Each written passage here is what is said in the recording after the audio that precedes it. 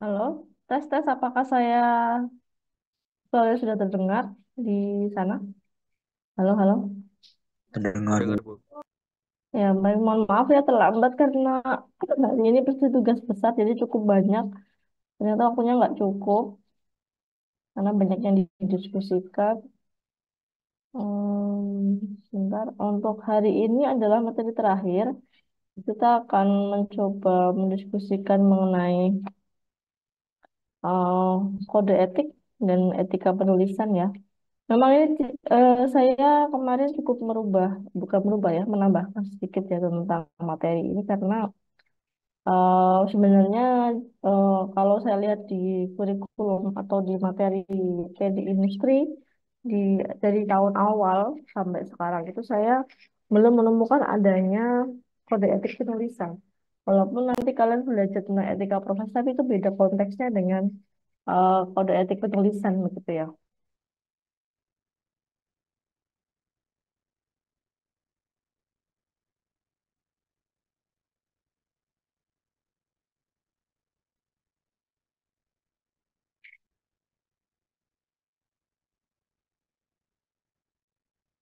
Oke, apakah sudah terlihat materinya?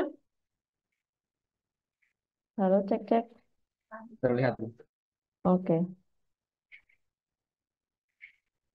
Jadi sebentar saya sedikit.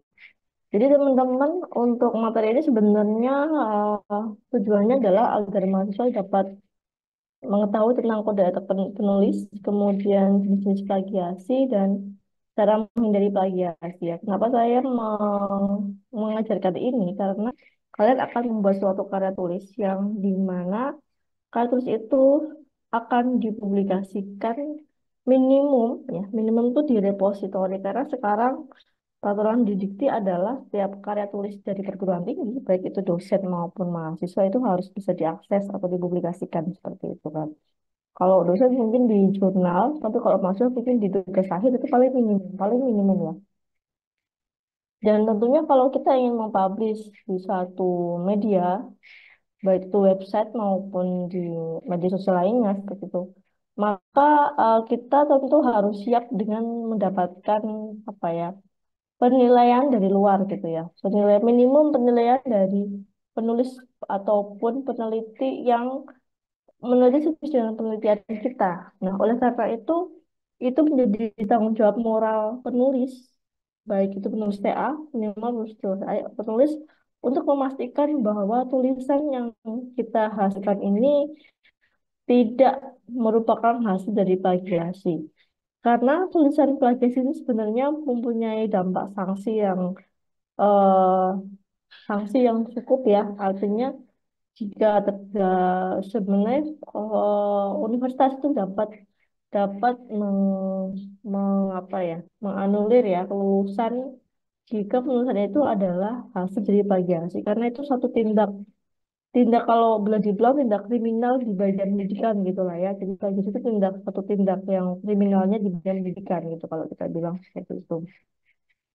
Sanksinya memang tidak ada sanksi hukum saat ini. Saya belum baca aturan saya baca adalah belum ada sanksi tentang pembayaran denda. Gitu. Tetapi biasanya tuh kalau jurnal itu akan di blacklist nama penulis itu, jadi tidak bisa melewat jalan manapun. Kemudian yang kedua, jika di akademik itu menganulir dari kelulusannya, jadi tidak jadi lulus gitu ya. Jadi seperti itu. Nah, kalau kita ngomong dengan etika, mungkin Anda sudah belajar di etika profesi atau yang lainnya gitu ya. Etika ini sebenarnya kan lebih ke konsep yang mengarah pada perilaku yang baik dan pantas gitu ya. Jadi memang kadang kita tidak tahu, tidak tertulis secara jelas gitu ya. Etika itu seperti apa, tetapi kita mesti diajarin bagaimana berperilaku sopan, gitu kan, berperilaku yang baik dan pantas gitu, yang tidak melanggar dari norma-norma yang ada seperti itu. Nah, etika ini juga terkait dengan moralitas, terus pranata ya, bagaimana kita, walaupun tertulis, tapi kita sudah paham sendiri norma baik kemanusiaan maupun agama seperti itu. Nah, kalau kita hubungan dengan etika pada penulisan atau kita kalau di penulisan itu kita sebut sebagai kode etik penulisan. Jadi kode etik penulisan ini adalah seperangkat norma yang perlu diperhatikan dalam penulisan secara ilmiah. Jadi karya ilmiah ini bisa berupa tugas akhir ataupun bisa berupa jurnal seperti itu. Nah, di dalam tugas akhir ataupun di dalam jurnal begitu. Norma ini berkaitan dengan pengutipan dan perujukan gitu ya, termasuk terhadap perizinan terhadap bahan yang digunakan ya. Dan perizinan ini biasanya kita gunakan dalam penyebutan sumber data atau informan. Jadi mengapa setiap data ataupun teori ataupun gagasan yang Anda gunakan di dalam tugas akhir Anda ini perlu disebutkan sumbernya karena itu bentuk bentuk penghargaan gitu ya, dan itu satu bentuk permohonan izin terhadap penggunaan bahan yang digunakan pada karya tulis Anda seperti itu. Nah, kode etik ini harap aja dengan kode etik ini penulis ini dapat melahirkan karya yang orisinil ya, yang bukan ciplakan gitu ya. Karena eh, eh, setiap hasil karya itu perlu dijaga eh, hak ciptanya ya. Kalau hak cipta di dalam nulis itu dijaga hak ciptanya agar tidak dijiplak oleh penulis lainnya gitu.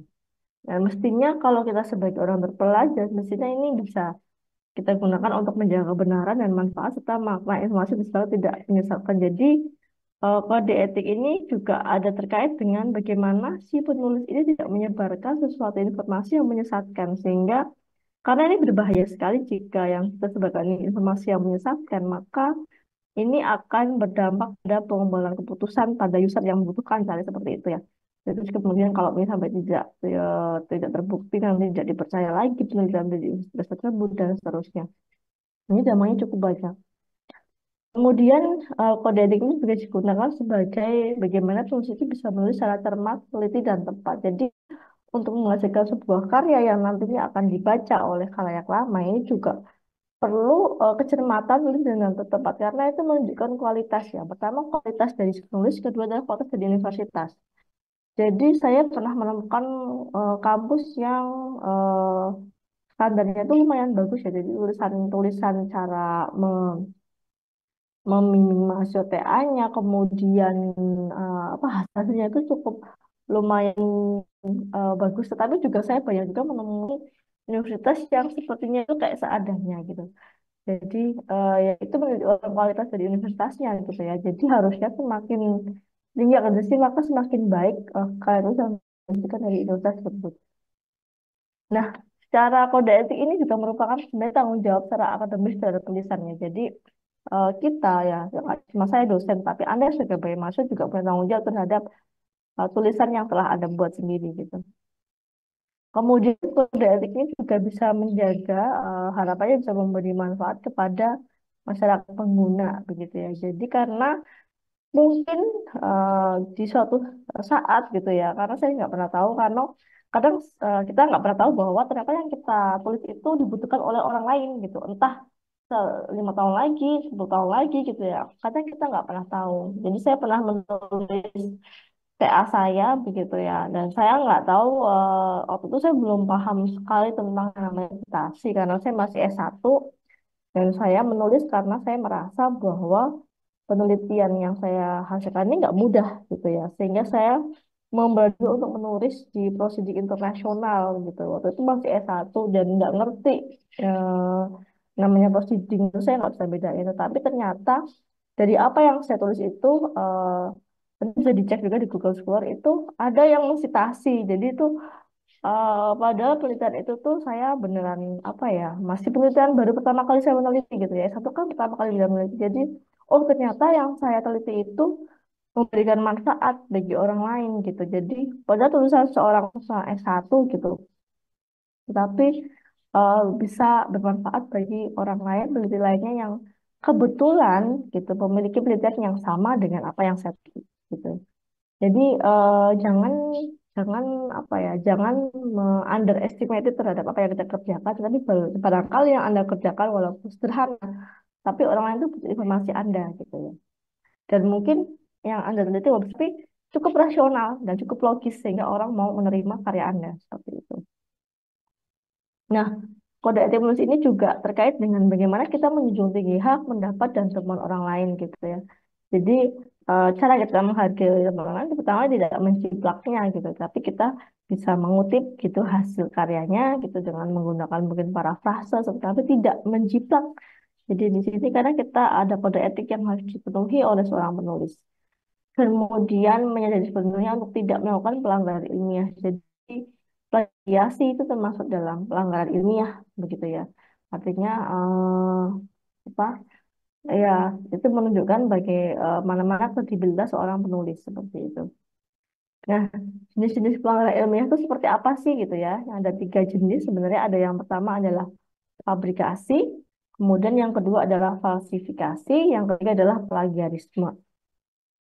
Kalau kita lihat apa itu fabrikasi, fabrikasi ini adalah mempublik data ya. Artinya kita membuat data yang sebenarnya itu nggak ada, kita bikin ada, atau kita lebih-lebihkan gitu. Seolah-olah, oh ini datanya itu ada, kita lebih-lebihkan. Nah, itu membuat data fiktif. Nah, itu juga salah satu yang namanya fabrikasi data.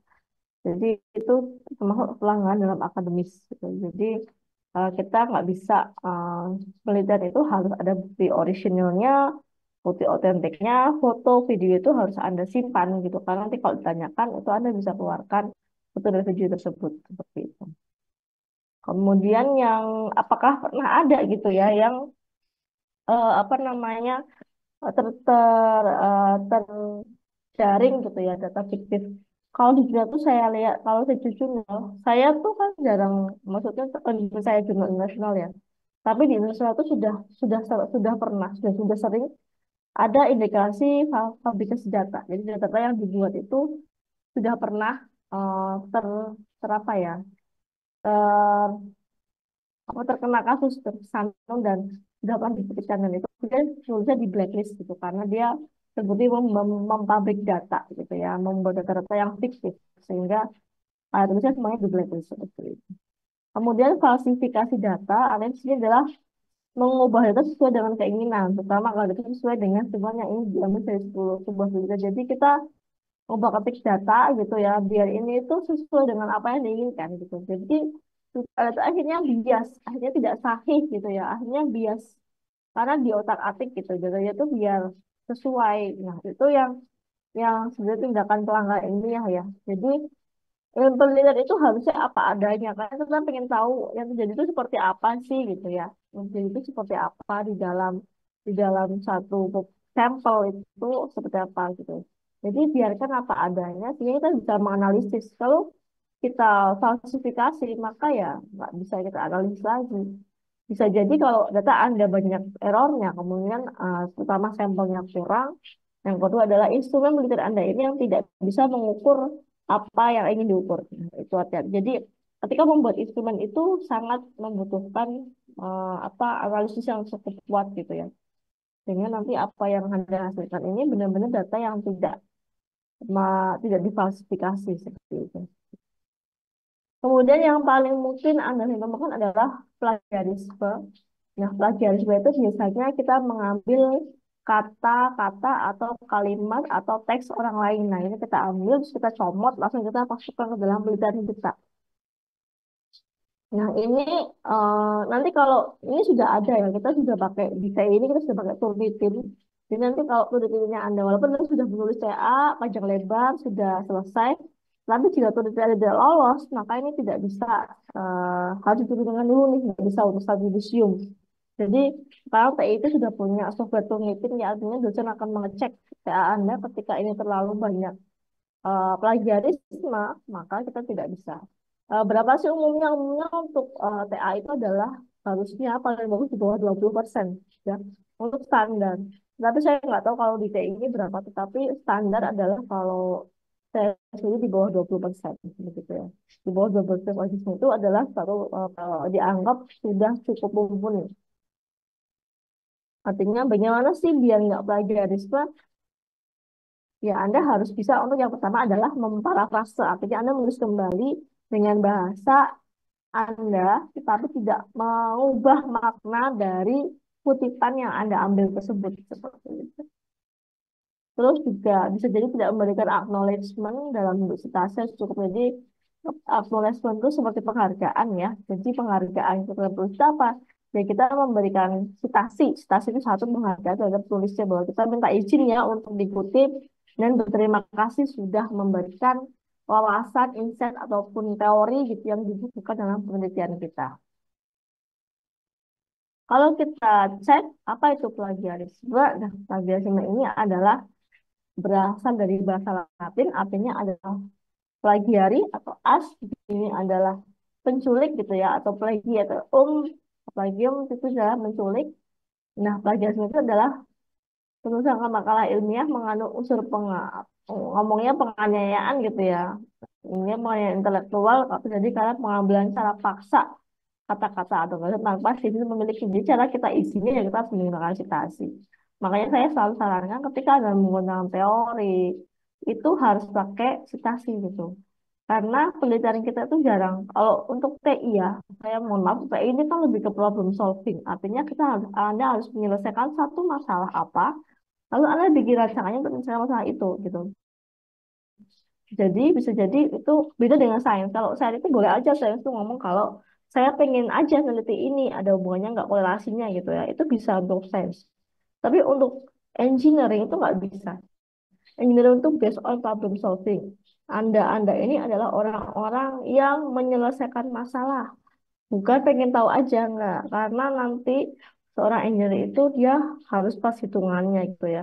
Nggak mungkin kita main-main dengan penelitian yang pengen-pengen aja. Tapi memang Anda itu adalah seorang problem solver. Artinya tanggung jawab di Anda adalah bagaimana Anda bisa menggunakan keilmuan pendidikan Anda untuk menyelesaikan permasalahan yang ada dalam rangka untuk mensejahterakan kehidupan masyarakat kan itu kan fungsinya. Nah, ini di sini. Jadi eh, kembali lagi ya. Jadi plagiarisme itu kita adalah memanfaatkan mengaku hasil lain untuk kita gunakan sebagai hasil kita sendiri itu nggak bisa ya. Jadi harus caranya adalah satu harus memiliki citasi yang kedua adalah gunakan parafrase untuk menghindari plagiarisme sehingga ketika Anda dicek diturutin maka itu tidak memberikan apa tidak mengandung nilai similarity yang cukup tinggi kita namanya similaritas ya kemiripan ya similaritas jadi kalau misalnya kita namanya similarity index ya jadi indeks namanya indeks kemiripan. Biasanya kalau di atas 50% itu udah parah banget ya. Kalau saya sih standar di bawah 20%. Jadi bisa Anda gunakan parafrase sehingga itu tidak akan bisa dicek ketika dicek di mesin tuh seperti Turnitin. Gitu. Nah, plagiat ini di Indonesia ini sudah ada hukumnya ya. Jadi kode tentang hukum dan tentang audit etik penelitian. Jadi di Peraturan Menteri Pendidikan Nasional Nomor 17 Tahun 2010 tentang pencegahan dan penanggulangan plagiat di perguruan tinggi pasal 1 ya yang berbunyi plagiat adalah perbuatan secara sengaja atau tidak sengaja dalam memperoleh atau mencoba memperoleh kredit atau nilai untuk suatu karya ilmiah dengan mengutip sebagian atau seluruh karya dan atau karya ilmiah pihak lain yang diakui sebagai karya ilmiahnya tanpa menyatakan sumber secara mata-mata. Jadi eh, pernyataan orang itu kita ambil, kita nggak nyebutin namanya, itu namanya plagiarisme. Jadi untuk itu dan pun kalau Anda sudah mensitasi, jadi perlunya bisa dikasih. Kalaupun Anda sudah mensitasi, yang berikutnya adalah Anda harus memparafrase agar tidak sama ketika dicek di mesin, begitu itu tidak sama. Jadi seperti itu ya. Apa aja sih yang misalnya kita sebut sebagai klasifikasi plagiarisme? Itu yang ada di sini adalah dari segi substansi yang dicuri. Misalnya substansi itu artinya adalah kontennya yang kita curi ya, langsung semuanya. Terus segi kesengajaan. Mungkin kita sengaja aja mau biar cepet aja diambil gitu ya. Kemudian walaupun mungkin sebagian nggak konten banget. Kemudian dari segi form promosi itu terlalu banyak gitu. Kadang kita memang tidak bisa menghindari kesamaan atau similarity indeks kita dengan tulisan yang lain. Nggak beda. Tapi ya tadi itu kita ada thresholdnya. Dia ada ambang batasnya itu berapa sih gitu kan. Kadang-kadang ada kemiripan. Misalnya kayak saya nyebutin acknowledgement di dalam paper saya itu ada yang menggunakan kata-kata yang sama juga gitu. Apakah plagiasi? Selama di bawah 20% maka kita tidak katakan sebagai plagiasi. Makanya saya perlu parafrase nih biar nggak sama gitu. Kemudian dari pola pencurian masih dapat dilakukan kata demi kata ya, maupun dapat diseling dari berbagai sumber dan dengan kata-kata sendiri atau kita sebut sebagai mozaik. Jadi bisa juga sebenarnya maknanya sama, kita ambil aja kata-katanya, kita nggak nyebutin sumbernya ya. Berdasarkan individu sebagai kata autoplagiarisme atau self plagiarism. Jadi self plagiarism itu seseorang yang melakukan salah satu dari tiga pelanggaran kode etik. Misalnya, bentar ya, nggak kelihatan. Jadi aku self plagiarism itu kita punya karya, kemudian karya kita itu digunakan untuk apa jurnal yang lainnya, padahal itu udah pernah terbit. Nah itu nggak bisa ya. Jadi seseorang melakukan salah satu dari tiga pelanggaran etik akademik, falsifikasi, fabrikasi, plagiarisme sudah dikatakan memiliki cacat moral, tapi tidak dari kacamata agama. Jadi sebenarnya udah cacat moral tuh kalau kita sampai melakukan falsifikasi, fabrikasi atau plagiarisme. Jadi kalau dari segi nilai agama pasti di agama mana pasti itu suatu tindak tidak jujurannya pencurian atau mengambil kepentingan orang tanpa hak ya.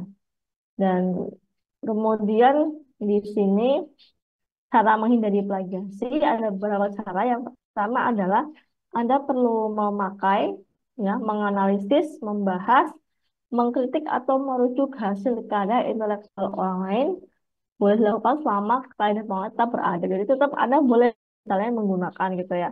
Tapi nggak langsung dipakai semua, tapi adalah misalkan Anda merasa salah, dia menyebutkan bahwa marketing capability ini mempengaruhi secara positif terhadap misalnya pertumbuhan pendapatan gitu ya.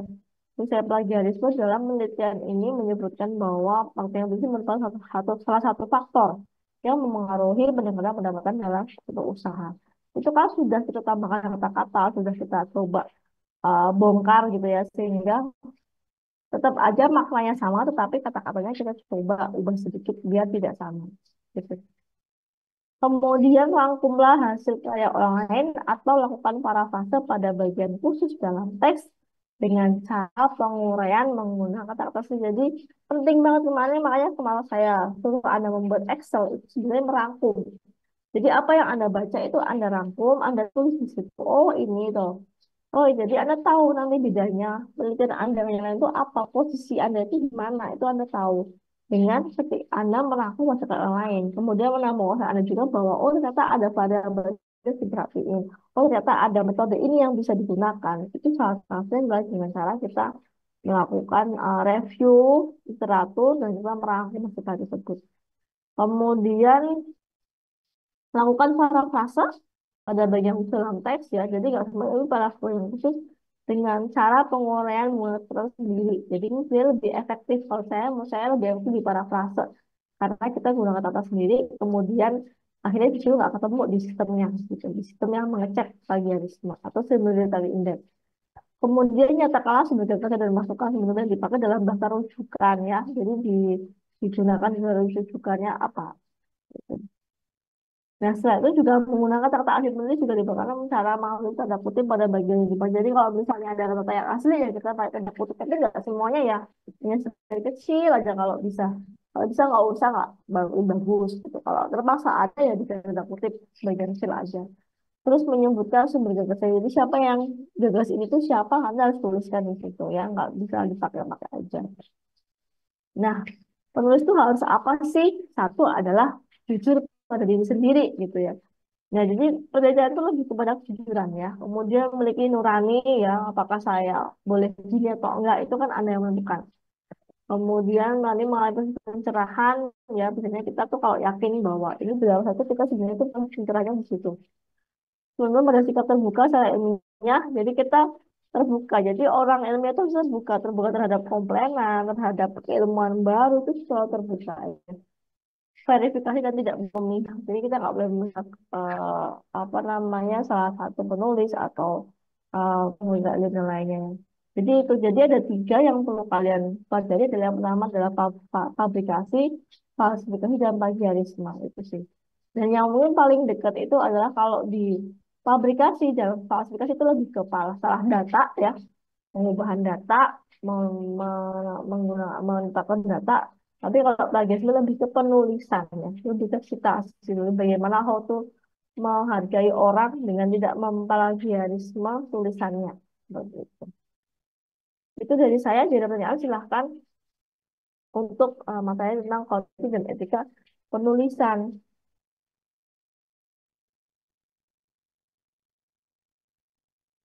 Nah,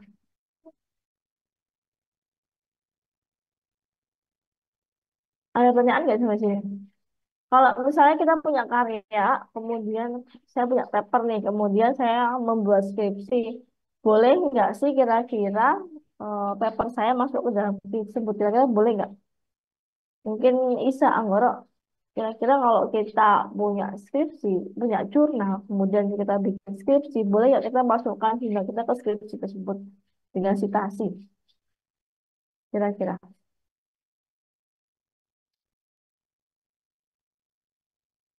Hmm, bisa, Bu. boleh atau tidak? Boleh, Bu.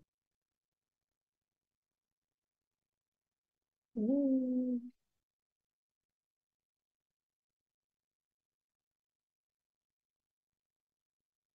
wah, tidak Apakah ada sore yang ada? oke. Nggak ada suaranya ya Isa? Apa karena hujan ya? Ini karena hujan ya? Eh, sebentar, Bu.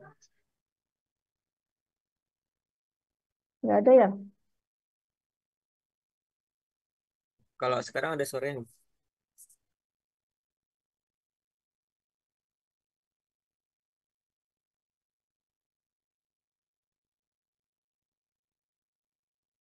Oke,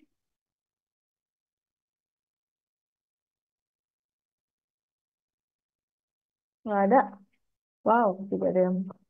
Boleh nggak kira-kira kalau kita punya jurnal, kemudian kita masih jurnal kita ke dalam shift kita, tugas shift kita. Kira-kira boleh nggak? Kalau Mbak Anindya, kira-kira boleh nggak Mbak Anindya? Mbak Anindya punya paper nih. Mbak Anindya bikin TA. Mbak Anindya masukin paper Anda ke TA itu boleh nggak? Halo Mbak Anindya, cek-cek. Cek-cek. Oh, nggak ada suaranya ya? Pada kemana ya? Halo? Apakah ada suaranya? Mbak Anindya, volumenya kok nggak ada yang bisa? Kenapa ya? Kalau Mas Diki Maulana ada suara nggak? Mas Diki kedengeran nggak? Aku dengar, Bu. Halo, halo, halo. Terdengar, Bu. Kok nggak ada suaranya ya? Terdengar, Bu. Oh ya, baru masuk nih. Mbak Anindya, kalau kita punya, Mbak Anindya punya paper nih, punya jurnal. Udah terbit. Kemudian Mbak Anindya bikin tugas akhir. Kira-kira boleh nggak jurnalnya Mbak Anindya disitasi di skripnya Mbak Anindya sendiri? Kira-kira.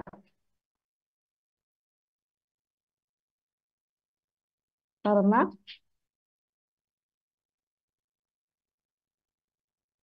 hmm, gitu. Hmm.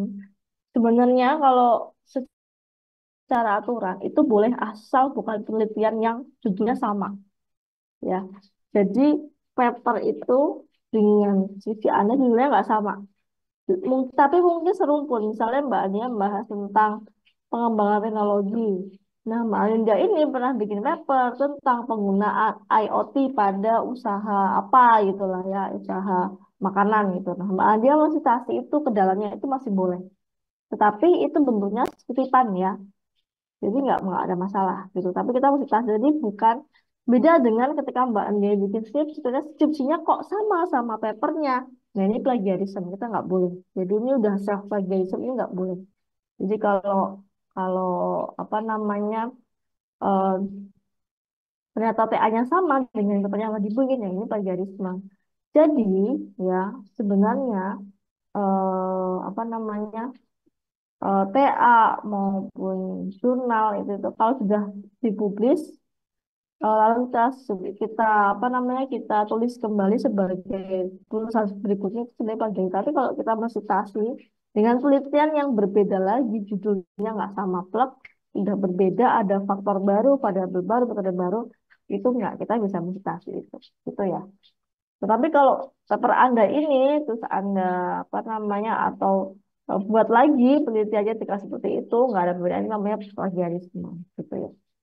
Jadi hati-hati ya teman-teman, walaupun nanti Anda bisa nulis apa aja pas Anda menulis laporan hasil, tetapi ingat nanti pas di akhir itu ada yang namanya pengecekan similarity index. Artinya di sana Anda akan dicek, oh boleh nggak, kalau misalkan tinggi ya kita nggak bisa diloloskan begitu ya. Jadi harapannya dari awal Agustus Anda sudah menjaga-jaga agar Anda tidak lulus plagiarisme. Jadi kan sayang banget ya kalau kita sudah harus yudisium tiba-tiba kita harus ngecek kembali TA kita gitu ya. Jadi pas Anda lulus itu Anda sudah harus menanamkan dalam diri Anda bahwa saya harus menghindari plagiarisme, saya harus memparafrase gitu ya. Saya harus mensitasi setiap teori yang saya gunakan, saya harus mensitasi setiap gagasan orang lain yang saya gunakan. Jadi ketika itu Anda akan lumayan, saya sudah membuktikan ya ketika kita abai terhadap seperti itu ya, jangan kaget kalau stimulatif indeks kita tinggi, tapi kalau kita benar-benar rigid terhadap hal seperti itu, maka kemungkinan besar kita akan terhindar dari yang namanya plagiarisme atau nilai stimulatif indeks yang cukup tinggi seperti itu. Jadi dari saya cukup ya dari sini. Ini untuk menambah wawasan.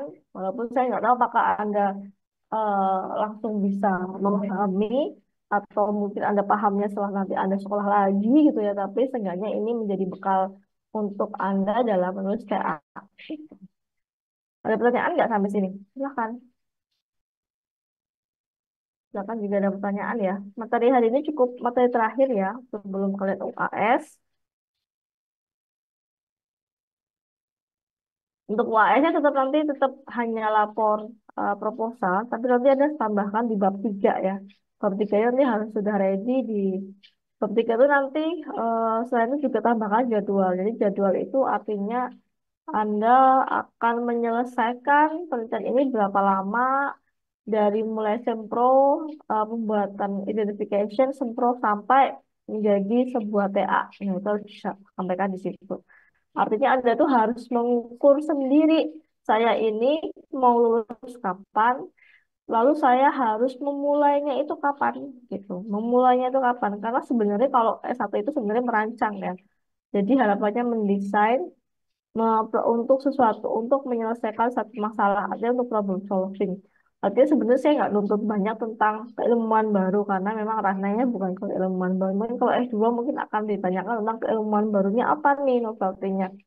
Tapi kalau di S1 itu paling enggak novelty-nya adalah tentang uh, desain apa yang Anda rancang untuk menyelesaikan masalah yang sebelumnya belum ada, yang sebelumnya mungkin atau mungkin improve dari sebelumnya, tetapi Anda sudah ada perbedaan yang sedikit, itu sudah menjadi pembaharu di dalam TA Anda. Seperti itu. Oke, ada pertanyaan nggak sampai sini? Silakan, ada yang bertanya. Kondisinya ini hujan-hujan ya di sini. Oke,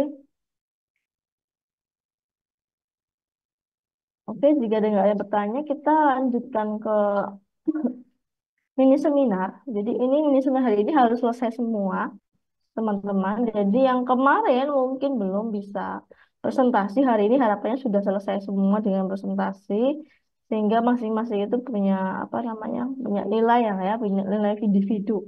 Nah, nanti untuk nilai yang lainnya tuh ada UTS, kemudian warna kita di mini seminar, kemudian tugas, kemudian yang terakhir adalah UAS ya.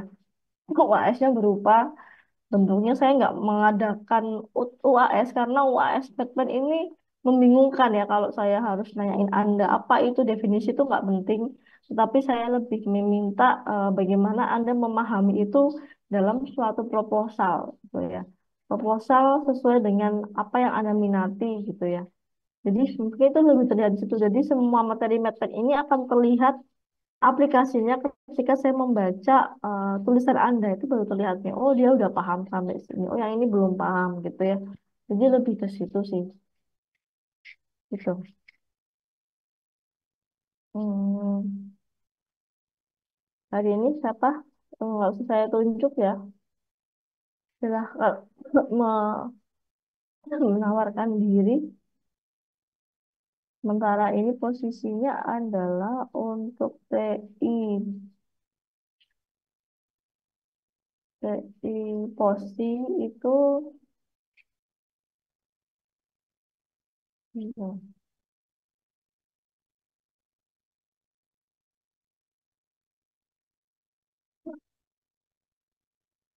Nah, TI posi itu yang belum nih saya Bu, sebutkan semua izin Bu, yang belum. Ya, kalau semisal ini sebenarnya masih belum bisa gimana Ibu? bisa gimana maksudnya? Saya masih belum bisa presentasi, belum ada Ibu. Kok bisa belum ada? Ya idenya apa? Ada ide nggak? Paling Eh, nggak idenya apa? udah Ibu, tapi belum saya rancang lagi.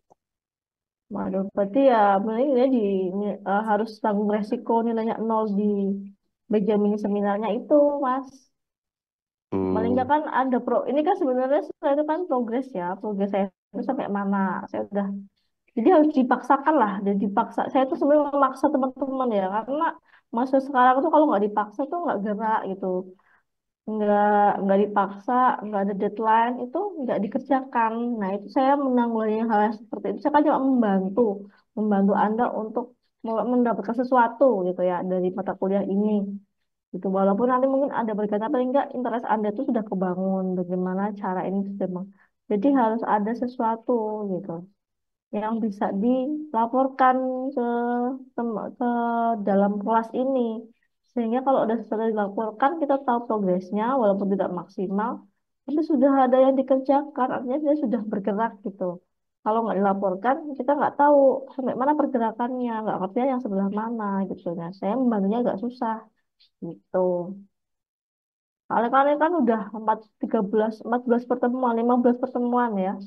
15 pertemuan loh, itu sudah cukup banyak banget nih dari awal saya udah katakan, ayo selalu dibikin, buat gitu. Jadi apa ya? Sebenarnya gini ya, ada satu hal yang saya mau sampaikan ke teman-teman adalah ada namanya locus of control ya. Jadi bagaimana kita mengontrol diri kita untuk bisa fokus itu paling penting teman-teman. Itu masalah sekarang tuh masalah di situ karena Anda ini sudah terlalu banyak media yang Anda ikuti itu. Generasi sekarang itu sudah terlalu banyak media yang harus Anda ikuti. Ada update TikTok tiap hari mungkin, IG tiap hari, kemudian apalagi dan seterusnya dan mungkin game. Jadi jadi akhirnya rasa penasaran itu jadi berkurang gitu.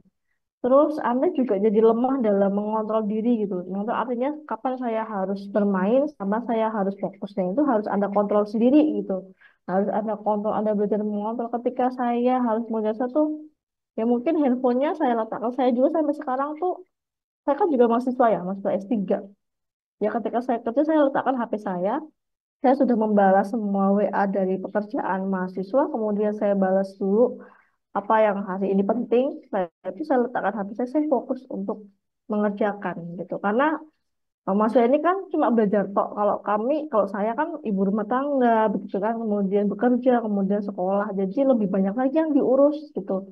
Belum mengurus keluarga, mertua dan segala macam.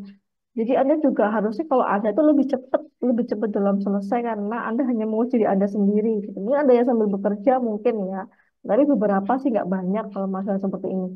Kebanyakan adalah menguji diri sendiri. Jadi harusnya Anda lebih cepat, lebih intinya mengatur, eh, mengontrol diri Anda lah. Kontrol diri Anda jangan sampai kelewatan. Boleh bermain TikTok, boleh mau bikin video kreator, boleh mau apa saja. Tapi Anda ingat bahwa saya masih ada tugas loh untuk selesai untuk sampai saat ini. Memang padahal sarjana itu fungsinya ya pertama membaca, menulis gitu ya. Sebenarnya latihan membaca dan menulis ini menurut saya. Jadi kalau latihan penelitiannya itu masih sangat sedikit, tipis penelitiannya itu masih tipis, masih sedikit. Kalau itu ada aja Anda gagal, tapi ini masih tipis. Jadi ya intinya di locus of control Anda. Jadi bagaimana Anda mengontrol itu memang memang ya agak dipaksa, memang memaksakan. Jadi pendidikan itu adalah pemaksaan teman-teman. Jadi kita memaksakan diri kita. Tapi kalau kita nggak memaksa seperti ini ya kita sampai kapan mau selesai gitu ya. Jadi Anda harus selesai dengan permasalahan diri Anda biar Anda bisa fokus untuk menyelesaikan yang lain.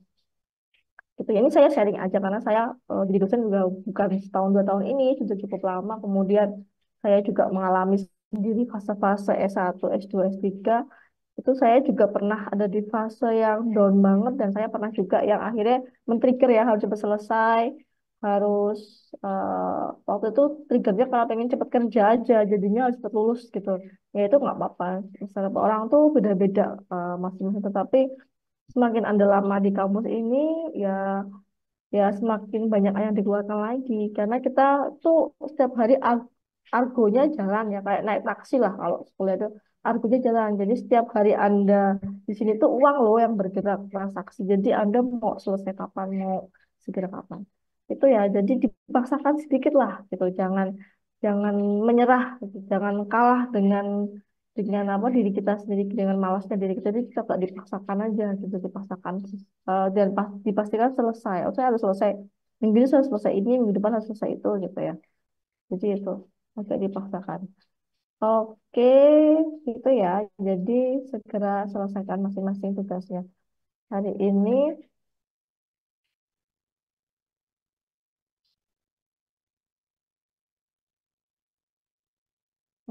ayo yang belum itu siapa aja ya? Hmm,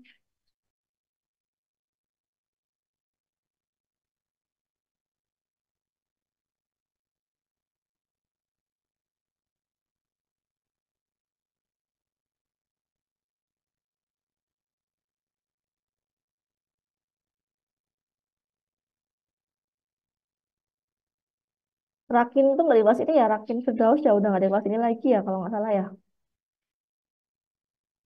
Masih ada, Bu. Nggak ada. Oh, Rakin di kelas ini. Oh, kirain bukan di kelas ini. Dari pas ini, Bu, saya ambil posi. Oh, ambil posisi ya. Oke, oke. Ya, bukan di kelas ini. Berarti yang belum hari ini adalah Sakin Firdaus, kemudian Togar Mandikos. Togar Mandikos di kelas ini nggak, Mbak Togar Mandikos? Ada temannya mungkin ada yang tahu. Takut saya sudah berganti kelas gitu. Anisha, Anissa betul ya? Esther Argi Kristiani. Kemudian,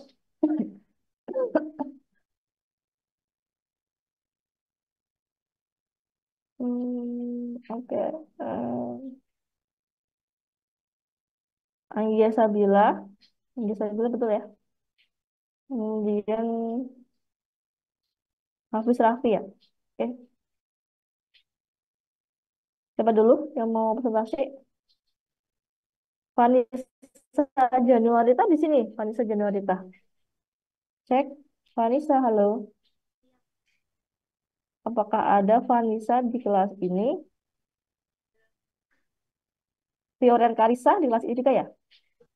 Iya, Bu Adir. Oke. Vanessa nggak ada. Oke, kita mulai dari yang saya urut aja deh ya. Urut kacang aja deh. Mungkin Togar ada nggak Togar? Togar nggak di kelas ini ya? Terus takutnya kayaknya nggak ada ya. Oke, kita skip aja. Kemudian Muhammad Rakin Firdaus deh. Duluan, silakan. 5 menit aja ya. 1 jam kayaknya Baik. cukup ya.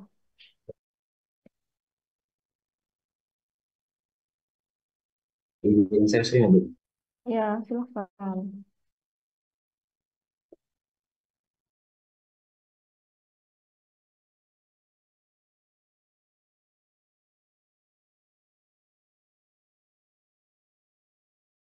Kalau sudah terlihat, Bu. Iya, sudah terlihat. Silakan. Baik, Assalamualaikum warahmatullahi wabarakatuh. Selamat sore semuanya. Dan terhormat Bu Dian sebagai dosen pada mata kuliah mata hari ini dan juga teman-teman yang telah hadir pada meet hari ini. Izinkan saya mempresentasikan tugas proposal dari tugas akhir saya yaitu dengan berjudul pengembangan model dinamis flexible job shop scheduling problem dengan menggunakan heterogeneous neural network dan deep platform technique. Uh, Untuk masuk ke latar belakang, yang pertama kita tahu bahwa job shop adalah salah satu sekumpulan sebuah proses industri yang mana dia merupakan sekumpulan proses pekerjaan yang dioperasikan di beberapa mesin dengan memperhatikan urutan dari operasi yang berbeda dan terdapat prioritas antara operasi-operasi tersebut. Dapat ada gambar, terdapat ada 6 job yang mana nanti akan dioperasikan kepada enam mesin juga. Yang mana urutan dari pekerjaannya berbeda-beda setiap objeknya memiliki variasi pengurutan mesin yang berbeda-beda. Yang mana flexible job shop ini mendorong sebuah perancangan penjadwalan yang fleksibel. Yang mana menurut BI sendiri fleksibel atau memiliki arti menyesuaikan dengan kondisi, sedangkan dinamis memiliki arti selalu berubah dan aktif beradaptasi. Nah, untuk mendistribusikan dari kefleksibelan dari job search sendiri, saya menggunakan metode yaitu heterogeneous graph neural network, yang mana merupakan metode yang dirancang yang mampu untuk memahami pola-pola yang mempresentasikan hubungan antara operasi dan mesin dalam graf heterogen atau jaringan yang memiliki nodes yang beragam. Lalu, tetapi heterogeneous ini belum bisa menyelesaikan permasalahan dari penjadwalan yang fleksibel. Maka metode ini dibarukan dengan dua metode lainnya, yaitu deep learning, yang mana metode ini digunakan untuk menemukan pola-pola tersembunyi pada representasi hubungan operasi dan mesin pada job shop yang berguna untuk optimasi. Lalu, selain itu juga, kedua metode ini memungkinkan untuk menghasilkan solusi penyelesaian masalah job shop dengan variabel yang fleksibel dan dinamis pada permasalahan yang ada. Penelitian saya ini berangkat dari penelitian yang telah dilakukan oleh Heliang Tang dan juga Jidadong dengan judul Solving Flexible Job Scheduling Problem with Heterogeneous Graph Neural Network Based on Relation and Deep Reinforcement Learning, yang mana pekerjaan ini telah dipublikasikan pada tahun ini yaitu 2024, dan yang mana di dalam jurnal tersebut penulis juga menuliskan terdapat hal-hal yang dapat dieksplorasi kembali dengan kalimat investigation ability to manage the dynamic change, operation priorities, mission status, and random tasks, rivals extended the applicability of our approach to dynamic and unpredictable production environment in the future. Nah, dari permasalahan yang diungkapkan dari penulis sebelumnya, saya merumuskan tiga tujuan, itu mengidentifikasi kedinamisan pada masalah flexible job shop scheduling. Lalu yang kedua, mengembangkan formulasi yang telah ada pada penelitian sebelumnya untuk meningkatkan keadaptifan metode solution dengan variabel tambahannya. Lalu yang terakhir, saya akan melakukan uji coba formulasi yang telah ada, formulasi yang telah dikembangkan sebelumnya untuk melihat tingkat keefektifan dalam menyelesaikan permasalahan flexible job shop scheduling. Nah, terdapat 4 studi pendahuluan. Yang pertama di hal yang dalam itu sendiri, yaitu dia untuk mengefisienkan penjadwalan flexible job scheduling dengan minimasi next span. Lalu Arabali dan kawan-kawan pada tahun 2013 untuk meminimasi penyimpanan energi dan maksimasi pemenuhan energi. Dan Liang Tianwei pada tahun 2021 untuk meminimasi biaya tenaga kerja dan material. Lalu yang terakhir adalah Arpita Samantra S tahun 2019 untuk optimasi perkiraan beban listrik jangka pendek. Nah, dari keempatnya ini sebenarnya memiliki metode yang berbeda. Yang mana Helen Kadang sendiri memiliki metode reinforcement learning. Lalu untuk Arabali dan juga Tianwei dan Arapita, mereka mengkombinasikan dua metode lain, yaitu dengan menggunakan long short-term memory dan juga genetic algorithm. Sekian dari saya. Wassalamualaikum warahmatullahi wabarakatuh. Waalaikumsalam warahmatullahi wabarakatuh. Oh, jadi rumusan masalahnya itu apa Mas di sini Mas? Rumusan masalah sebenarnya saya udah ada sih, tapi saya sembunyikan aja sini, Bu. Ini boleh diperlihatkan, Bu, karena saya mikir sampai bab 2 aja, Bu. Rumusan masalah itu kan bab 1. Halo. Oh ya, Bab masalahnya. 2. Kalau bab 2 itu matrix itu silahkan nggak apa-apa. Cuma membahasnya gini ya.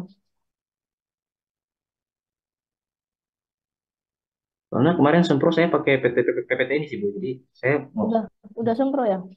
udah, Bu, pakai PPT ini.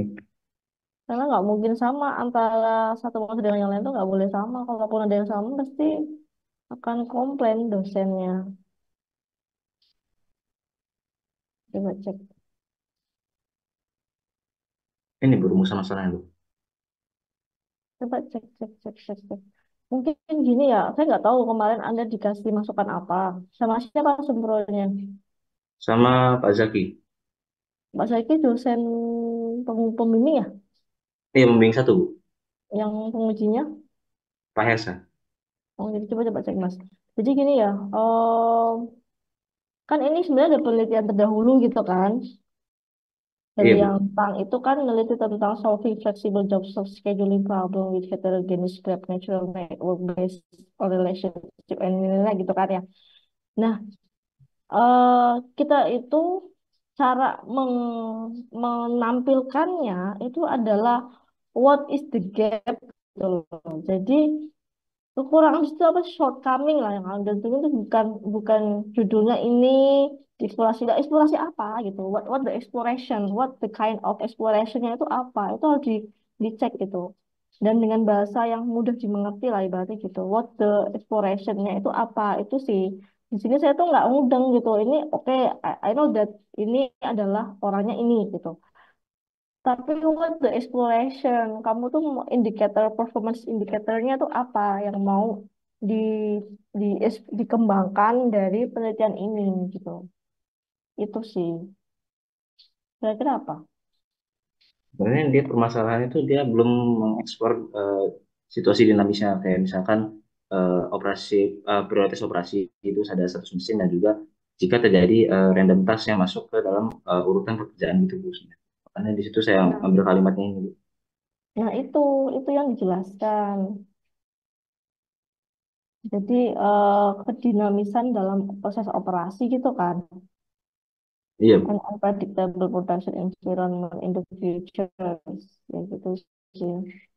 Jadi itu sebenarnya kalau membahas masalah itu tuh apa ya eh, harus orang tuh bisa tahu gitu dengan indikator apa yang mau di ini itu harus jelas di situ indikatornya ini kan cuma masalahnya indikatornya apa itu kita belum belum ngerti gitu jadi hanya jelasin ini gitu ya tapi kita nggak tahu performance-nya atau what the expression tadi yang jelas itu cukup jelas saya yang anda ngomong tadi ketika di sini nggak ngerti gitu dan ini next untuk TA-nya kemudian berikutnya geser indikator. Mm-mm. Hmm. Oke, berarti ini mendevelop method ya, berarti ya, mendevelop method ya. Tapi nanti hati-hati ya kalau mendevelop method itu artinya nanti Anda harus menguji bahwa di compare sebelum dan sudah Anda itu ada peningkatan apa enggak gitu. Dan biasanya kalau kita mendevelop method itu harus ada comparison dan comparison itu harus pakai uji statistik apa misalnya uji statistik apa untuk mengetahui bahwa punya Anda lebih baik daripada yang ini atau apa gitu. Jadi itu ya. Jadi problem solving Baik, itu Bu. ya Mas ya. Kemudian berikutnya latar belakang.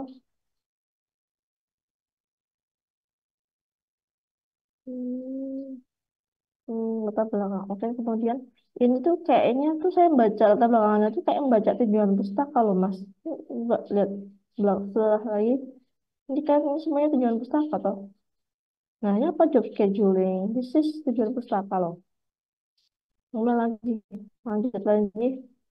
Jadi latar belakang tuh cukup satu atau dua set, tapi kayak memblow up semua masalah gitu. Ini kayak data pustaka. Kemudian lanjut.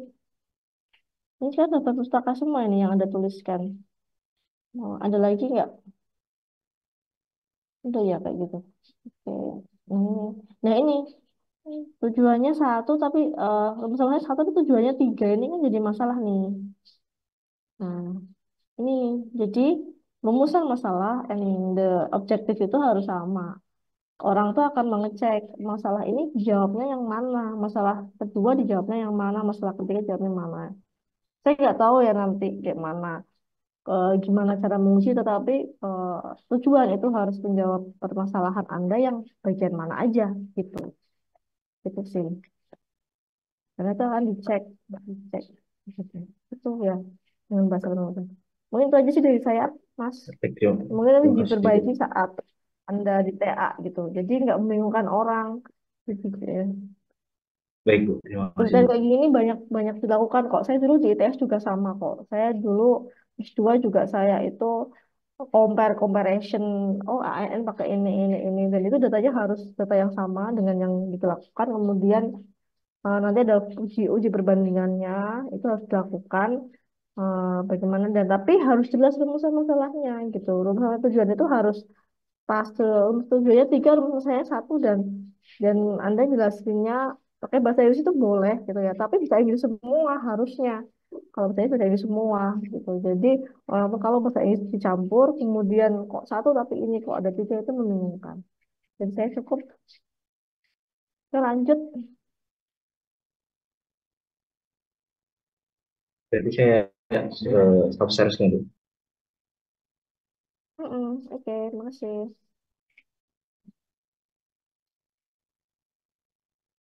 Lanjut lagi.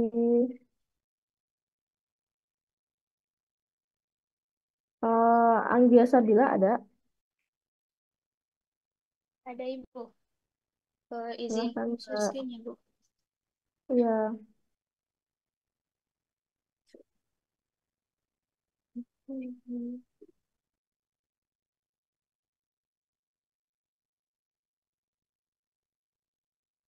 Assalamualaikum warahmatullahi wabarakatuh. Perkenalkan, Waduh. saya Anggia Sabila dengan NIM 121190055.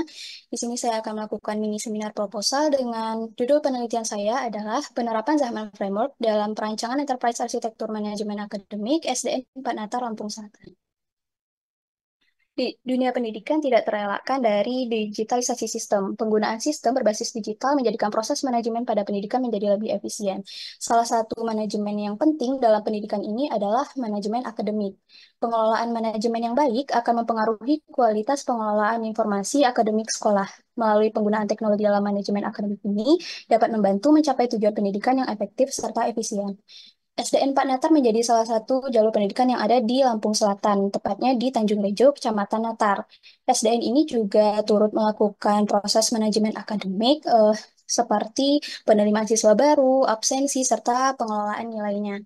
Namun, proses manajemen akademik ini dinilai masih kurang efisien karena dilakukan masih dengan cara manual serta tidak terintegrasi dalam satu sistem. Detailnya, proses penerimaan siswa baru ini dilakukan menggunakan formulir kertas yang kemudian diinputkan oleh operator ke Microsoft Excel. Yang kedua, absensi dilakukan secara manual menggunakan buku absensi, kemudian diinputkan ke aplikasi e-rapor oleh masing-masing wali kelas. Dan yang ketiga, pencatatan nilai secara manual menggunakan buku nilai dan diinputkan ke aplikasi e-rapor oleh masing-masing wali kelas. Nah, berikut ini disajikan tabel yang berisikan detail proses serta waktu yang dibutuhkan untuk manajemen akademik per satu orang siswanya. Dari tabel tersebut dapat dilihat bahwa dampak dari proses kerja manual dan tidak terintegrasi ini adalah terjadinya pengulangan kegiatan yang sama di setiap proses. Proses yang tidak saling terhubung ini mengharuskan kegiatan pengisian data siswa dilakukan secara berulang. Hal ini sangat mempengaruhi waktu proses sistem. Didukung dengan jumlah siswa yang lumayan banyak, pengulangan proses ini menjadikan kerja menjadi tidak efisien. Penelitian terkait dengan efisiensi di sekolah dasar ini juga pernah dilakukan oleh Gaul dan Noranit, serta penelitian oleh Abid dan kawan-kawan yang melakukan perancangan enterprise arsitektur menggunakan Zahman Framework. Enterprise arsitektur ini merupakan sebuah pendekatan perencanaan yang berorientasi pada kebutuhan bisnis berupa model yang menggambarkan suatu sistem dan apa yang harus dipenuhinya. Eh, untuk eh, untuk pengembangan enterprise arsitektur ini membutuhkan sebuah kerangka kerja. Salah satunya ini adalah Zahman Framework yang menggambarkan hubungan antar satu proses dengan proses lainnya dalam suatu sistem. Dijelaskan melalui 6 perspektif sistem dan melalui abstraksi fundamental 5W+1H. Untuk mengatasi permasalahan yang ada di SDN 4 Natar ini, maka dilakukanlah perancangan enterprise arsitektur manajemen akademik di SDN 4 Natar menggunakan Zahman Framework 3 perspektif yang nantinya menghasilkan blueprint enterprise arsitektur sesuai dengan kemampuan sumber daya sekolah. Nah, berdasarkan latar belakang yang sudah dijelaskan sebelumnya, itu proses yang dilakukan secara manual dan tidak terintegrasi yang mempengaruhi tidak efisiennya proses manajemen akademik, meliputi penerimaan siswa baru, absensi siswa, dan pengelolaan nilai, maka dapat dirumuskan rumusan masalah penelitian. Yang pertama, bagaimana mengidentifikasi proses bisnis existing yang terjadi terkait dengan manajemen akademik. Yang kedua, bagaimana merancang enterprise arsitektur untuk menunjang proses bisnis yang sudah ada di SDN 4 Natar dengan menggunakan Zahman Framework 3 perspektif. Adapun tujuan penelitiannya, pertama, mengidentifikasi proses bisnis existing yang terjadi terkait dengan manajemen akademik di SDN 4 Natar. Dan yang kedua, melakukan perancangan enterprise arsitektur untuk menunjang proses bisnis yang sudah ada di SDN 4 Natar dengan menggunakan Zahman Framework 3 perspektif. Nah, adapun tinjauan pustaka yang berkaitan dengan penelitian ini, manajemen akademik adalah proses kerjasama lembaga pendidikan melalui inovasi-inovasi untuk mencapai tujuan yang efektif dan efisien. Enterprise arsitektur ini merupakan sebuah rencana untuk menciptakan sistem manajemen informasi atau teknologi di dalam organisasi dalam pengembangan blueprint-nya. Nah, untuk pengembangan enterprise arsitektur ini diperlukan pengadopsian kerangka kerja, salah satunya ada Zahman Framework, yang mendefinisikan entitas arsitektur dalam baris 6 perspektif dan atribut 5W dan tambah 1H. Nah, berikut ini merupakan 10 penelitian terdahulu yang berkaitan dengan penelitian yang dilakukan. Ini berhubungan dengan perancangan enterprise arsitektur menggunakan Zahman Framework di berbagai objek penelitian. Nah, untuk penelitian saat ini berada pada matriks penelitian, kategorinya fokus penelitian pada manajemen akademik dengan menggunakan Zahman Framework 3 perspektif, yaitu perspektif planner, owner, dan designer. Sekian presentasi dari saya. Jika ada pertanyaan, dipersilakan. Oke, Mbak. Ya cukup cukup bisa dimengerti apa yang mau diteliti. Kemudian coba Mbak cek latar belakang dulu, Mbak. Oke, gitu besar deh ya, kecil banget ya. Ya. Hmm, mm, mm, mm.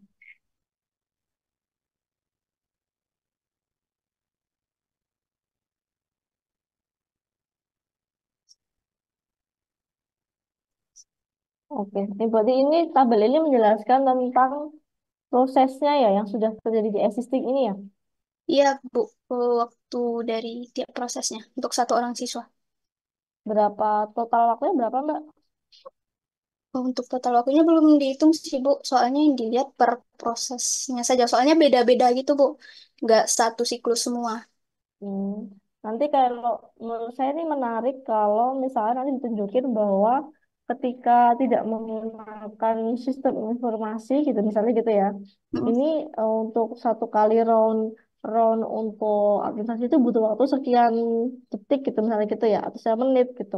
Tapi ketika menggunakan ini maka hanya sepersekian detik misalnya kayak gitu. Menurut saya itu jadi menarik gitu, jadi nilai jual di penelitian ini gitu. I- Bener nggak? Ya nggak, Mbak? Jadi kayak gitu i- ya. Jadi jadi Baik. lebih ke salah satu terintegrasi ya benar yang diangkat adalah core efisiensi, efisiensi dan integrasinya ya. Oke, itu udah benar cara berpikirnya. Kemudian untuk berikutnya lanjut.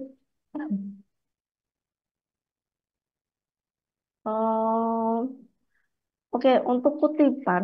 Jadi untuk kutipan itu hanya untuk semuanya aja ya, hanya nama belakang ya, nggak boleh NWR Mariani itu nggak boleh. Jadi NWR-nya dihapus, hanya Marianinya aja. Nah, kadangkala itu di Anda menggunakan apa ya? Kalau Mendeley atau EndNote itu kadang-kadang mereka muncul sendiri. Nah, itu Anda bisa edit di situ gitu. Di edit manual nggak apa-apa. Kalau misalnya memang tapi coba dicek misalnya salahnya tuh udah di sistemnya saat inputnya gitu. Nanti dicek lagi di sistemnya namanya tuh apa gitu. Kalau Anda itu masih Enfadila Aswar ya pasti nanti munculnya Enfadila Aswar. Jadi dicek di semua kutipan bahwa kutipan itu hanya boleh nama belakang. Misalnya Anwar DKK, Anwar DKK, kayaknya ada yang salah deh. Anwar DKK gitu nggak ada komanya loh. Anwar DKK titik gitu ya. Anwar DKK titik ini salah ya. Jadi kayak gitu tuh harus dibenerin ya. Iya. Memang itu tapi apa? Jadi lebih menunjukkan apa ya? Tapi serius gitu kalau di akademik ini jadi serius. Mungkin gitu. Nah kemudian lanjut lagi Mbak.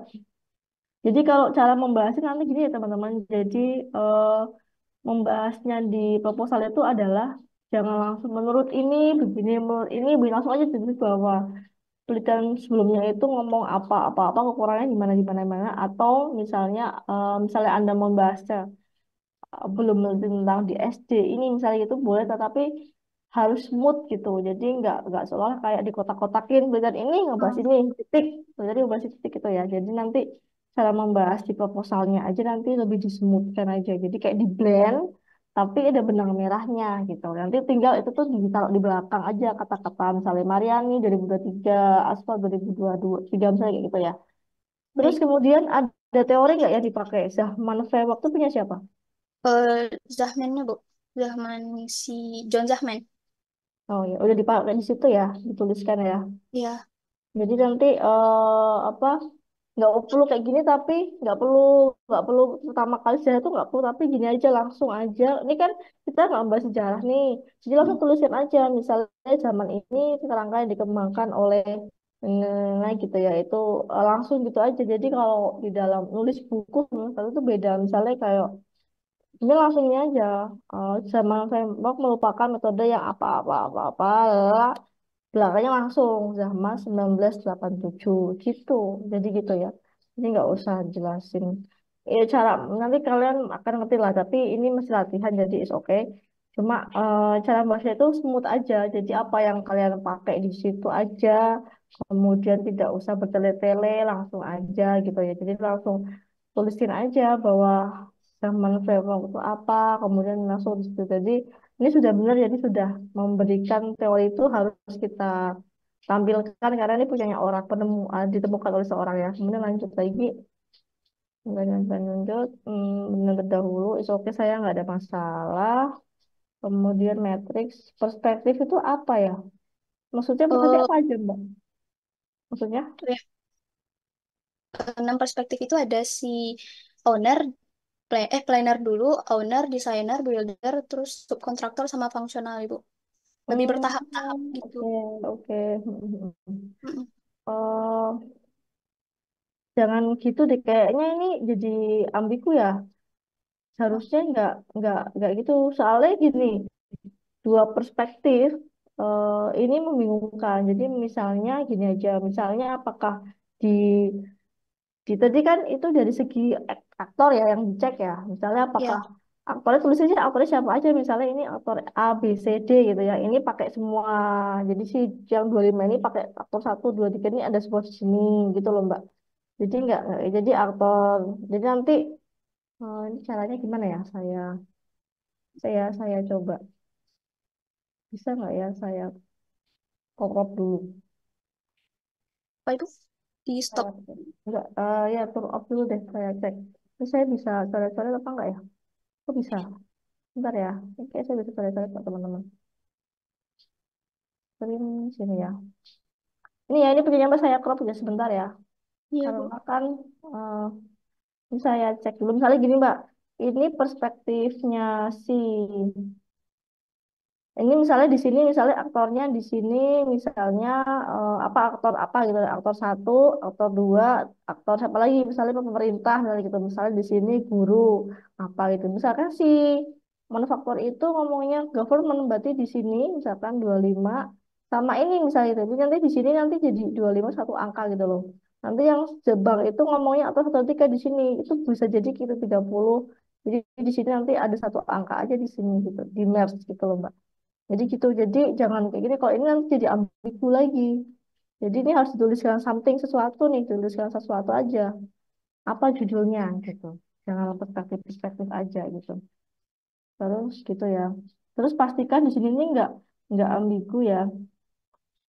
Nah, informasi sekolah sama manajemen akademik ini hampir sama nih. Jadi bedanya nih apa gitu ya.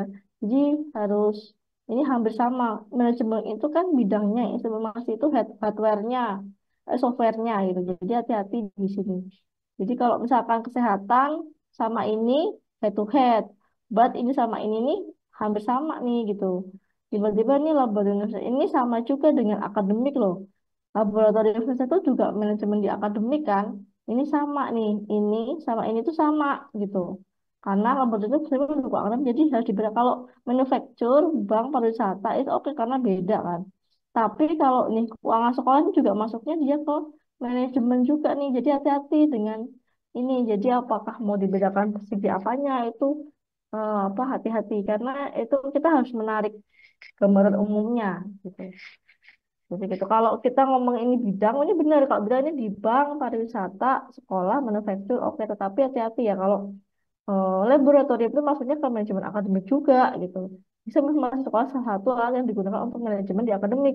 Nah, sekolah-sekolah juga salah satunya mungkin di manajemen, di sistem akademik. Jadi hati-hati dengan itu.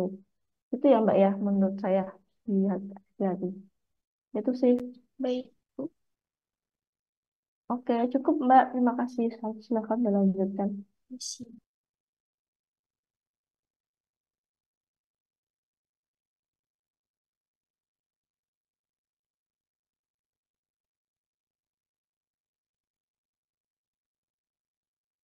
Selanjutnya ada Mbak Afisatul Rahma. Ada, silakan. Izin saya screen, Bu. Udah kompre ya Mbak? Belum, Bu. Oh belum, silakan.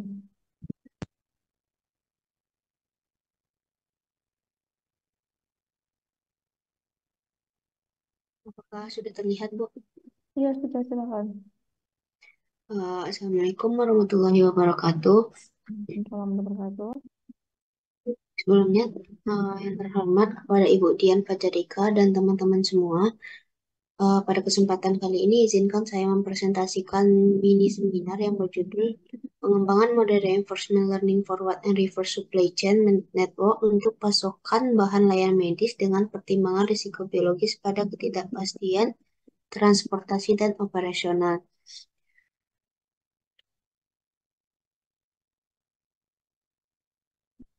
Seperti yang kita ketahui bahwa permasalahan lingkungan di dunia menjadi salah satu tantangan besar yang dihadapi oleh masyarakat, terutama dalam pengelolaan limbah, yang mana limbah yang menjadi fokus tersebut pada limbah fasilitas kesehatan, yang mana limbah fasilitas kesehatan itu biasa disebut dengan limbah medis. Nah, menurut data dari WHO, yang mana data tersebut memiliki peningkatan secara signifikan, yaitu pada limbah padat mencapai 2.600 ton per harinya, sedangkan limbah cair mencapai 731.000 liter per harinya. Untuk rumusan masalah, dengan adanya peningkatan limbah medis tersebut, maka perlunya forward and reverse supply chain dalam menangani pengelolaan limbah tersebut. Nah, pada gambar tersebut terdapat gambar aliran yang terdiri dari forward network dan reverse network. Nah, forward network ini dimulai dari supplier, dilanjutkan dengan distribution center, kemudian warehouse, dan dikirimkan ke klinik dan hospital. Selanjutnya, untuk reverse network ini dimulai dari warehouse, kemudian hasil dari klinik dikirimkan ke sterilisasi center, kemudian collection center. Nah, pada collection center ini di limbah medisnya dibagi, yaitu untuk yang dapat didaur ulang dikirim ke recycle center, dan yang tidak dapat didaur ulang dimasukkan ke destruction center. Nah, kemudian pada penelitian kali ini saya berfokus pada pengembangan model yang ditetapkan oleh Alizadeh. Karena pada penelitian Alizadeh ini tidak mempertimbangkan ketidakpastian pada biaya transportasi dan biaya operasional, sehingga pada penelitian ini saya mempertimbangkan ketidakpastian dengan menggunakan metode reinforcement learning dan Markov decision process. Tujuan penelitian kali ini yaitu mengembangkan model sistem distribusi forward reverse limbah medis ke dalam model optimasi matematis yang bertujuan memaksimasi keuntungan dan minimasi risiko biologis. Yang kedua yaitu merancang solusi untuk model sistem distribusi forward reverse limbah medis menggunakan pendekatan reinforcement learning. Yang ketiga yaitu melakukan uji komputasi serta verifikasi terhadap model yang telah dibuat. Untuk tinjauan pustakanya yaitu terdiri ada 3, yaitu forward and reverse supply chain, yang mana forward supply chain ini menghubungkan seluruh mitra dari jaringan pasok mulai dari pemasok hingga konsumen akhir dengan mengelola aliran bahan baku produk jadi dan informasi secara efisien. Sedangkan untuk reverse supply chain ini berfokus pada pengelolaan aliran bahan, inventory dan informasi dari titik konsumsi kembali ke sumber asal untuk memaksimalkan nilai pembuangan yang tepat. Selanjutnya, reinforcement learning. Pada reinforcement learning ini merupakan cabang machine learning yang melatih algoritma untuk belajar dari interaksi dengan lingkungan dengan menggunakan pendekatan trial and error. Algoritma ini menyesuaikan perilakunya berdasarkan umpan balik berupa penghargaan atau penalti. Selanjutnya, Markov decision process, yaitu kerangka matematis untuk pengambilan keputusan berurutan dalam lingkungan yang tidak pasti dengan aplikasi luas di manajemen, inventory, penjadwalan, keuangan, dan medis. Selanjutnya, matriks penelitian. Pada matriks penelitian ini saya menggunakan 5 metode, yaitu bonded de novo, yaitu pada penelitian Alizadeh, yaitu pada penelitian Alizadeh ini saya mengembangkan dari metode bonded de novo. Selanjutnya, reinforcement learning, yaitu metode yang saya kembangkan, dan Markov decision process. Dan dua metode lainnya yaitu supervised learning dan unsupervised learning. Sekian hasil presentasi saya. Apakah ada yang ditanyakan? Ya, Mbak, saya mau bahas tentang rumusan dan tujuan aja deh di sini. Hmm. Mm-mm. Berarti yang diangkat cuma ketidakpastian itu ya, Mbak? Iya, Bu. Coba tujuannya Mbak lihat. Tujuannya masing-masing. Kalau ketidakpastian, mengapa tujuannya kok eh, maksimasi keuntungan dan minimasi risiko biologis? Nah, pada jurnal Arizadeh tersebut ada model formulasinya, Bu. Pada model tersebut biaya transportasinya dan biaya operasionalnya tersebut perlu dikembangkan lagi, Bu. Karena Karena bi karena pada biaya transportasi dan biaya operasional tersebut tidak tetap. ya itu tidak tetap. Kalau di sini, Jadi diubah ke dinamis. Dari parameter statis ke parameter dinamis. oh statis ke dinamis. Ya, Oh itu harus dibahas lah. Di sini nggak kelihatan soalnya. iya, Jadi Bu. rumus masalahnya tuh nggak. Jadi gini, satu dua tiga ini ya, satu dua tiga ini sebentar. Hmm, uji komputasi serta verifikasi. Satu dua tiga ini harus ada di rumus masalahnya. Jadi tiga tujuan ini nanti orang bertanya, ini kok tiga penelitian tujuan, tapi kok cuma satu rumusannya gitu loh Mbak. Jadi boleh satu paragraf, terserah gimana Mbak mau nulisnya. Rumus masalah itu bisa mau bagaimana ini juga boleh. Tetapi harus nyenggol ketiganya ini loh Mbak. Baik, Bu. Paham nggak? Jadi harus nyenggol Paham. ketiga tujuan ini gitu. Misalnya kalau yang pertama nih, kalau pertama nih saya baca ini aja ya, mengembangkan model sistem distribusi kualitas sebenarnya. Nah, ini kan mungkin gini ya, saya nggak tahu ini gimana. Soalnya ini kayak nggak ada bedanya dengan punya Alizadeh misalnya gitu. Misalnya Mm-mm. kalau yang di sini adalah mengembangkan model sistem dinamis di format medis dengan mempertimbangkan ketidakpastian pada, misalnya kayak gitu. Mm-mm. Misal ya, ini misal ketidakpastian pada variabel biaya, misal kayak gitu. Berarti kan ada linknya gitu. Jadi itu ngelink antara, oh ya rumus masalahnya ketidakpastian pada biaya, sejauh ini dah mengembangkan modal dengan mempertimbangkan ketidakpastian pada biaya. Itu ngelink, itu baru ngelink, baru ngelink. Nah, ini kan nggak ngelink. Ya benar, mau maksimasi, tapi buat apa maksimasi? Jadi juga mau maksimasi misalnya gitu.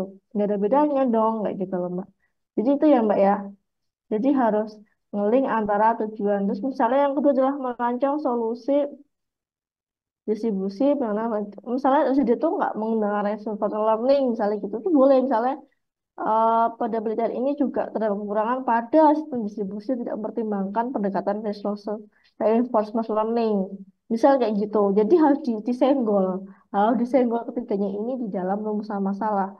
Kayak cuma satu tok, sedangkan tiga, terus buat apa? Terus kayak too much gitu loh, kok banyak banget tujuannya, padahal cuma satu dua masalahnya gitu loh, Mbak. Boleh mau Ya, bentuknya paragraf, boleh mau bentuknya poin, yang pasti tiga ini harus disenggol, ya. Harus ya, dibahas di dalam rumusan masalah. Itu ya. ya, Bu. Jadi nggak bingung. Jadi kita bisa ngecek nih antara rumusan sama tujuan itu harus sinkron. Itu yang saya tekankan. Jadi gitu. Terus pembahasan itu harus menggiring sampai orang tuh paham kerumusan masalah. Rumusan masalah sebenarnya cuma cuma kayak penegasan gitu. Rumusan masalah itu sebenarnya kalau di dalam ini penegasan. penegasan masalah itu di sini. Tapi latar belakang itulah yang sebenarnya itu menggiring why-nya itu di latar belakang. Mengapa begini di latar belakang saya nemuin. Itu ya. Terus kemudian lanjut lagi. Teorinya pakai teori siapa aja, Mbak? Apa kok? Teorinya siapa aja yang dipakai? Teori dari Doya sama Kaufman. Oh gitu. Hmm, Kaufman itu penemunya atau penulisnya? Penulisnya, Bu. Berarti bukan Kaufman dong. Kaufman kan cuma memakai teori, Oh iya. ya kan? Nah, Mm-mm. reinforcement learning itu kan udah lama. Markov decision process itu nggak tahun 2020, deh cek lagi ya, Mbak. Ya. Kayaknya enggak. Ini kan ini apa mungkin ada teori di sini sih. Cuma saya ngomongnya landasan teori kali ya, salah. Landasan teorinya itu nanti dibahas ya. Punyanya siapa, Markov decision process, reinforcement learning itu the basic dulu deh gitu. Jadi kita basicnya kita tahu. Nah, setelah basicnya Anda tahu, Anda baca jurnalnya. Jadi Anda nanti ngerti ketika nanti Anda sudah punya pakemnya. Pakemnya itu harus kuasai dulu. Ini kan pakai beberapa misalnya mau pakai dua ya, reinforce sama Markov decision learning proses ya. Itu Mm-mm. dikuasai dulu deh basicnya apa, tuliskan ke dalam tes Anda. Nah setelah itu Anda upgrade jurnal mana aja sih yang bisa pakai reinforced learning, jurnal mana sih pakai Markov decision process. Nah baru Anda nanti paham, karena Anda udah punya pakemnya. Jadi jangan yang itu jadi turunan. Kalau turunan itu tuh udah, jadi ini nggak bisa, Anda nanti bias nggak bisa bedain lagi. Jadi Anda nggak punya pendirian kalau udah turunan. Tapi the basic-nya itu Anda pelajari, benar-benar Anda pegang, setelah itu baru Anda bisa membandingkan dengan, oh ternyata merek proses itu digunakan pada farmasi, oh pada industri A, industri B, oh ternyata bedanya ini gitu ya. Jadi Ya, itu ya, Bu. harus teori diperkuat lagi. Oke, terima kasih Mbak Sijatul. Makasih, Bu. Izin Ya, tutup screen. ya. Oke, lanjutnya Fioren Karisa ada. Ada, Bu. Silakan Mbak. Izin share screen. Iya,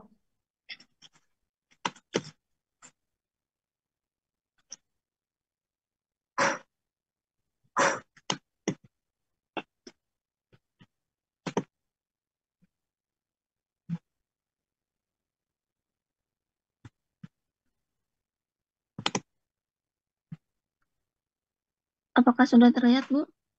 sudah. Sudah. Baik. Assalamualaikum warahmatullahi wabarakatuh. Assalamualaikum Yang wabarakatuh. terhormat Budian selaku dosen pengampu mata kuliah metodologi penelitian dan teman-teman semuanya. Kalian semua pasti pernah mendengar dong yang namanya sistem informasi. Nah, bagaimana sih sistem informasi dapat membantu kita dalam mengambil keputusan yang lebih baik? Melalui penerapan analitik yang tepat, sistem informasi dapat mengubah data mentah menjadi informasi yang berharga. Dengan sistem informasi yang baik, kita dapat melihat lebih jauh dari sekedar angka, namun juga memahami pola, tren, kinerja untuk meningkatkan efisiensi dan daya saing. Untuk itu, saya Fioren Karisa dengan NIM 121190068 akan mempresentasikan mini seminar proposal yang berjudul tentang perancangan sistem informasi persediaan perangkat elektronik berbasis inventory dan supply performance analytics. Adapun pembahasannya yaitu ada latar belakang, rumusan masalah, tujuan penelitian, penelitian terdahulu, dan juga ada matriks penelitian. Nah, kita masuk ke bagian latar belakang. Seperti yang telah disebutkan sebelumnya, bahwa penelitian ini membahas tentang inventory dan supply performance analytics. Menurut Kopra dan Mendel, inventory analitik adalah sebagai sebuah proses yang melibatkan prediksi permintaan produk untuk menjaga keseimbangan antara tingkat persediaan dan kebutuhan konsumen. Analisis ini meliputi penggunaan data historis, metode peramalan, serta algoritma yang mendukung keputusan dalam rantai pasok. Berdasarkan penelitian dari Partners Wigno menyatakan bahwa inventory analitik mampu menurunkan overstock hingga 30% dan pengurangan understock mencapai 25% pada perusahaan. Inventory analitik berhubungan dengan supply performance analitik. Kenapa? Karena data persediaan barang seperti kualitas barang yang diterima dipengaruhi oleh kinerja supplier. Tapi sebelum membahas lebih lanjut, apa sih itu supply performance analitik?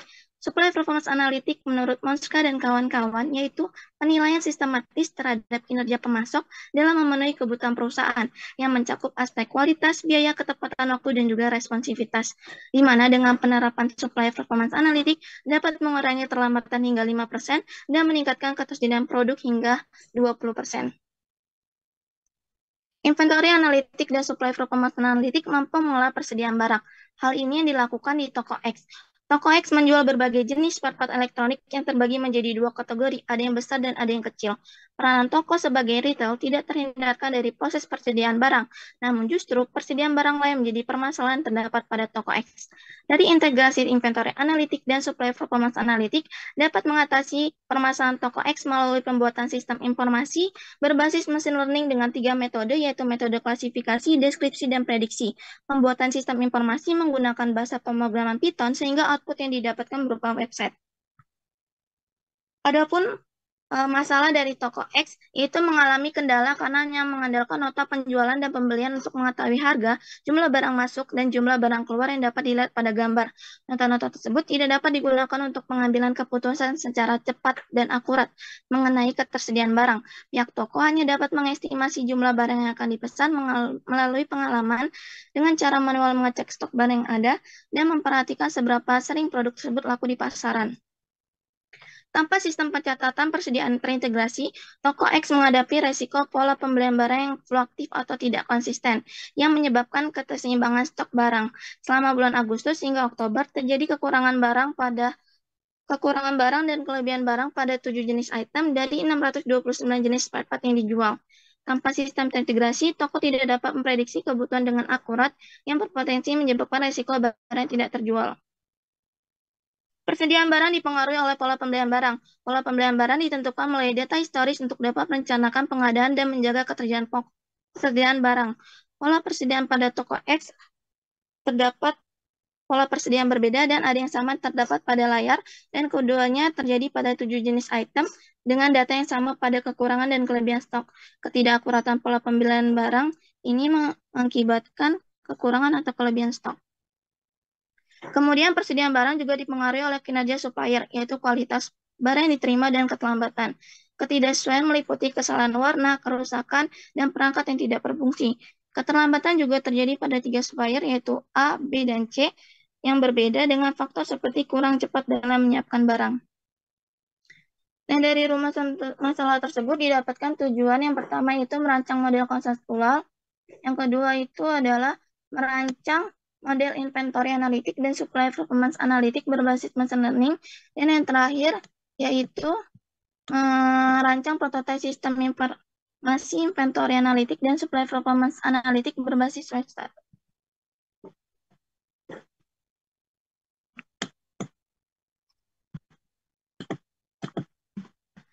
Kemudian selanjutnya penelitian terdahulu. Dari penelitian terdahulu dapat disimpulkan bahwa supply performance analitik, inventory analitik, algoritma seperti decision tree, Sarima, Evagrat, dan bahasa pemrograman Python menjadi pilihan penelitian ini dalam pembuatan sistem informasi persediaan spare part elektronik.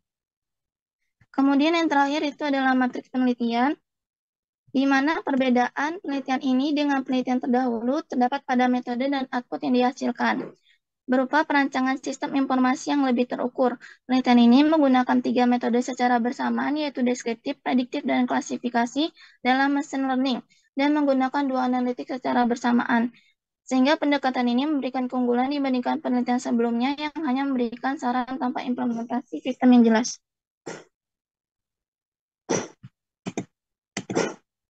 Demikianlah presentasi dari saya. Apakah ada pertanyaan?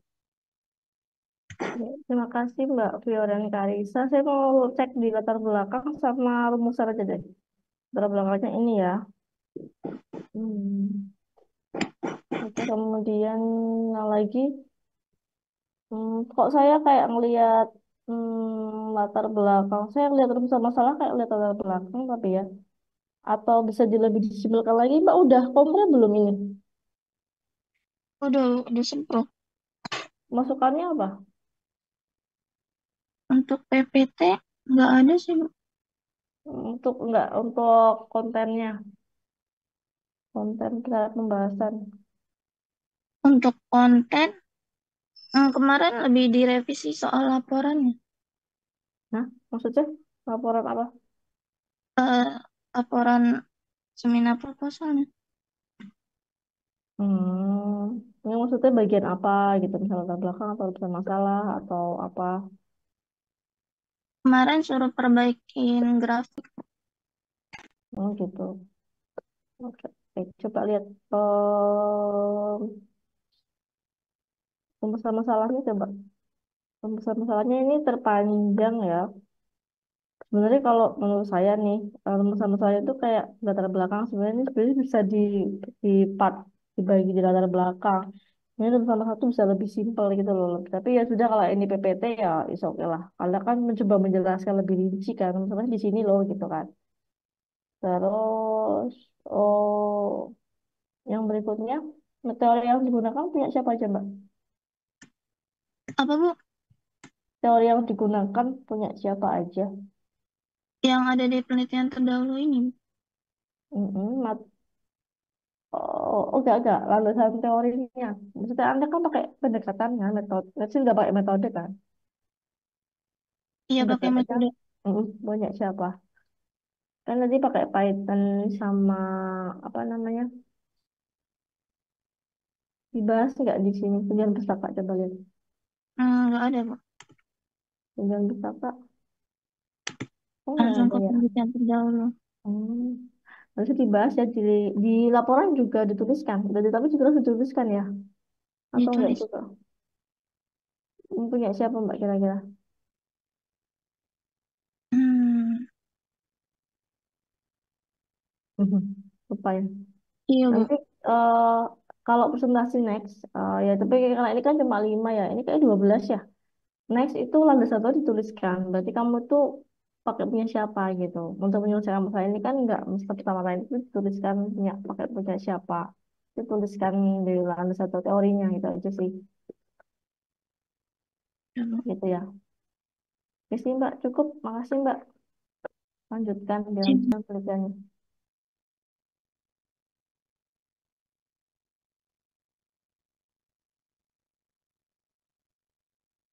Ya lanjut lagi. Ada yang mau maju? Oke.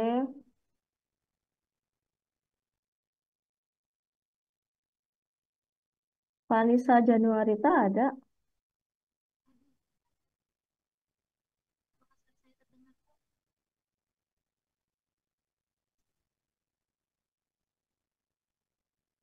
Vanessa Januaritas. Ya silahkan Mbak Vanessa.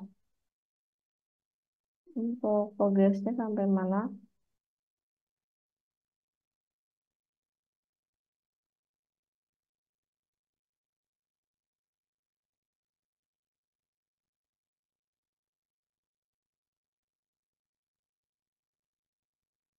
Apa? Ada masalah?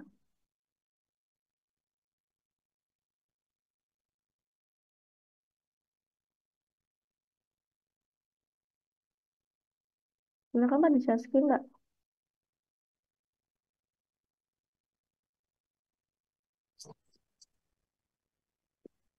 Izin, izin.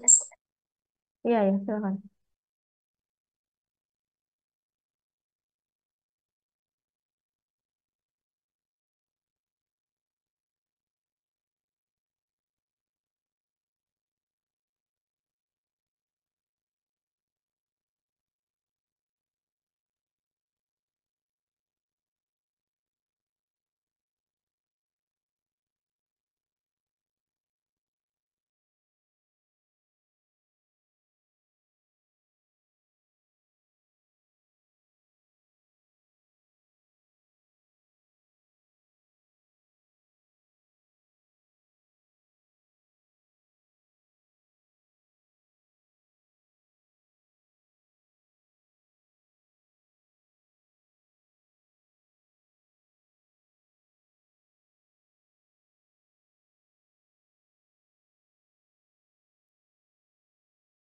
Silakan.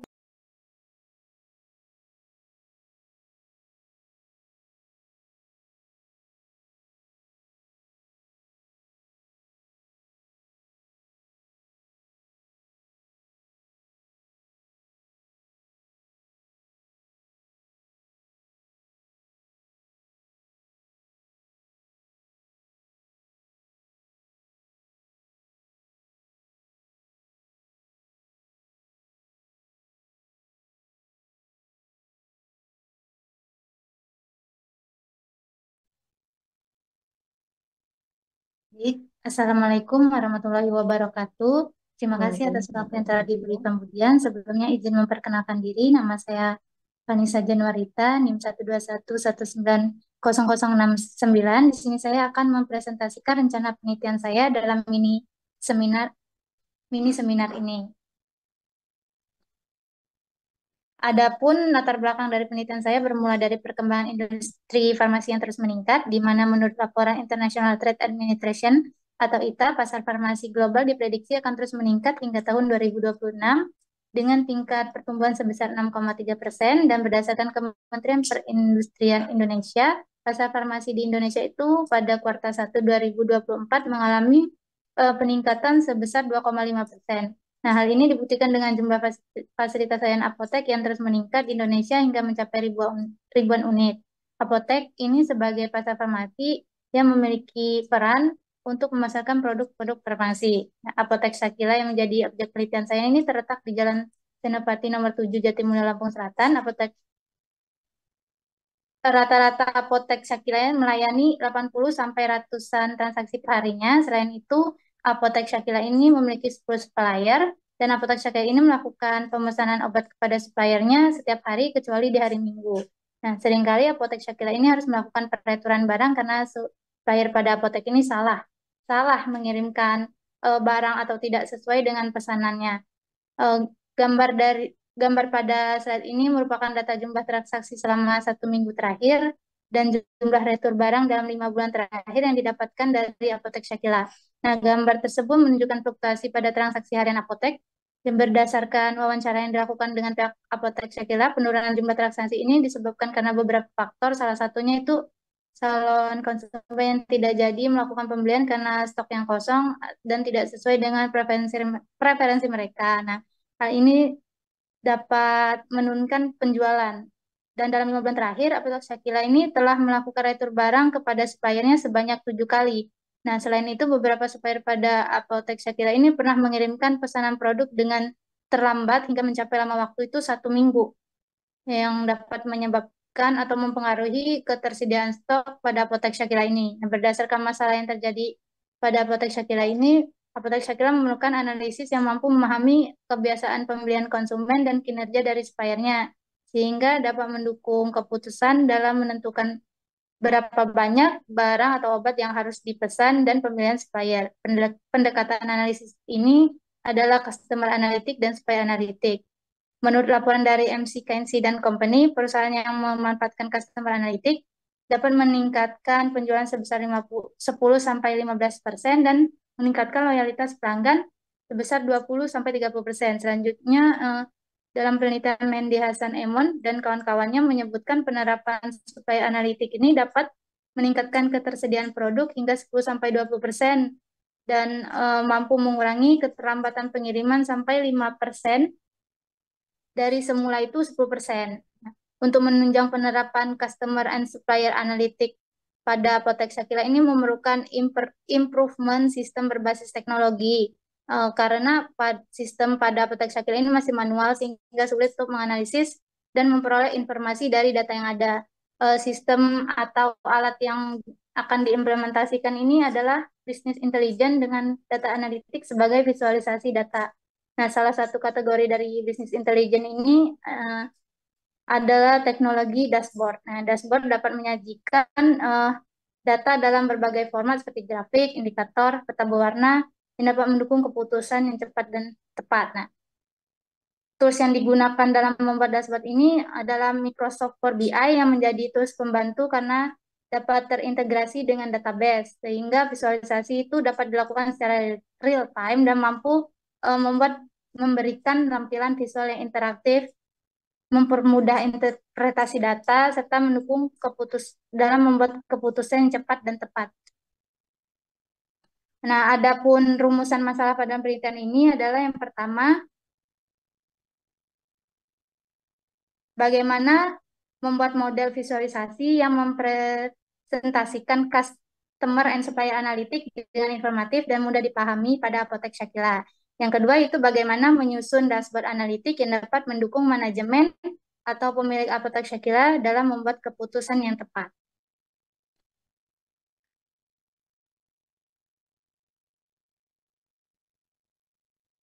Berdasarkan rumusan masalah tersebut, tujuan penelitian saya yang pertama adalah saya ingin mendesain model visualisasi dashboard untuk customer dan supplier analitik dengan kriterianya ada 3, yaitu informatif, interaktif, dan mudah dipahami. Nah, setelah model visualisasi itu saya rancang, saya akan mencoba mengimplementasikan dashboard ini dengan menggunakan alat bantu software agar bisa digunakan Apotek Syakila untuk mendukung keputusan pada proses pengembangan bisnisnya, bisnis farmasi dan obat-obatan. Berikut ini merupakan tabel yang berisi penelitian-penelitian terdahulu yang relevan dengan topik penelitian saya. Sejumlah penelitian sebelumnya itu menekankan pada jenis analisis yang berbeda dan objek yang berbeda. Nah, penelitian sebelumnya yang telah dilakukan ini menunjukkan hasil yang positif, yaitu dapat meningkatkan tujuan bisnis dengan melakukan perancangan dashboard. Nah, dalam penelitian saya ini, saya menggunakan pendekatan yang berbeda dengan 2 analitik dalam merancang dashboard, yaitu Customer and Supplier Analytic. Sekian yang dapat saya sampaikan. Selanjutnya, saya serahkan kembali kepada Budian untuk masukan dan sarannya. Oke, terima kasih Mbak. Sebenarnya ini cukup salah satu yang menurut saya cukup ringkas ya dalam membahas. Mungkin karena Mbak Vanessa sudah belajar. Udah komplit belum Mbak? Belum, Bu. Baru seminar proposal. Ya maksudnya seminar proposal kan? Oh, sorry, kok komplit seminar proposal ya. Cukup ringkas sih pembahasannya. Maksudnya karena saya tuh curiganya ini udah seminar proposal, makanya kok cukup ringkas pembahasannya. Ringkas dan mudah dimengerti gitu. eh saya sih sebenarnya nggak ini ya. eh Gini-gini. Kalau membahas grafik, kan itu ada peningkatan cukup tinggi tuh di latar belakang tuh. Ini nanti buat saran saya buat nanti TA ya. Aku ditanyain sama penguji. Itu jelaskan kenapa kok datanya cukup tinggi gitu. Jadi tuh kayak di state di situ gitu. Retur tinggi itu kenapa gitu Mbak? Ya Mbak, halo? Baik, Bu. Jadi jangan cuma data ya, maksudnya ngomongnya cuma fluktuatif. Yes, tapi kita nggak butuh, tapi kita misalnya butuhnya tuh kenapa, tingginya tuh kenapa. Jadi nanti kalau bisa data itu tuh memang mendukung Mbak untuk menemukan rumusan masalah. Nah itu jelaskan. Jadi kayak misalnya tertinggi karena adanya manual sehingga terjadi banyak kesalahan sehingga datanya cukup tinggi. Jadi itu di step di situ sehingga memperkuat latar belakang sehingga orang tidak bertanya-tanya apa lagi gitu. Jadi cukup situ itu aja sih dari saya. Oke Mbak, thank you. Terima kasih, Bu. Sama-sama. Yang selanjutnya Mbak Anisha ada? Mbak Anisha, Tadi Mbak Anisha. Ya silakan Mbak Anisha. 5 menit aja nih kita jam 6 lewat 5 menit lah ya. Selanjutnya Mbak Esther. Nah, ya, ya.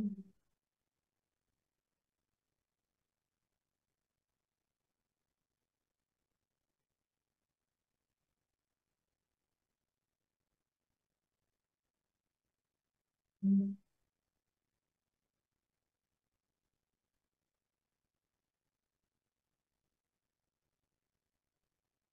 baik, Assalamualaikum warahmatullahi wabarakatuh. Yang terhormat Waalaikumsalam warahmatullahi wabarakatuh. selaku dosen pengampu metodologi penelitian dan teman-teman yang hadir pada kelas hari ini. Perkenalkan nama saya Anisha dengan NIM 121190079. Di mana sini saya akan mempresentasikan hasil seminar proposal saya mengenai rancangan pengambilan keputusan strategi pemasaran pupuk non subsidi di Pupuk Indonesia Holding Company daerah Lampung menggunakan metode toksin.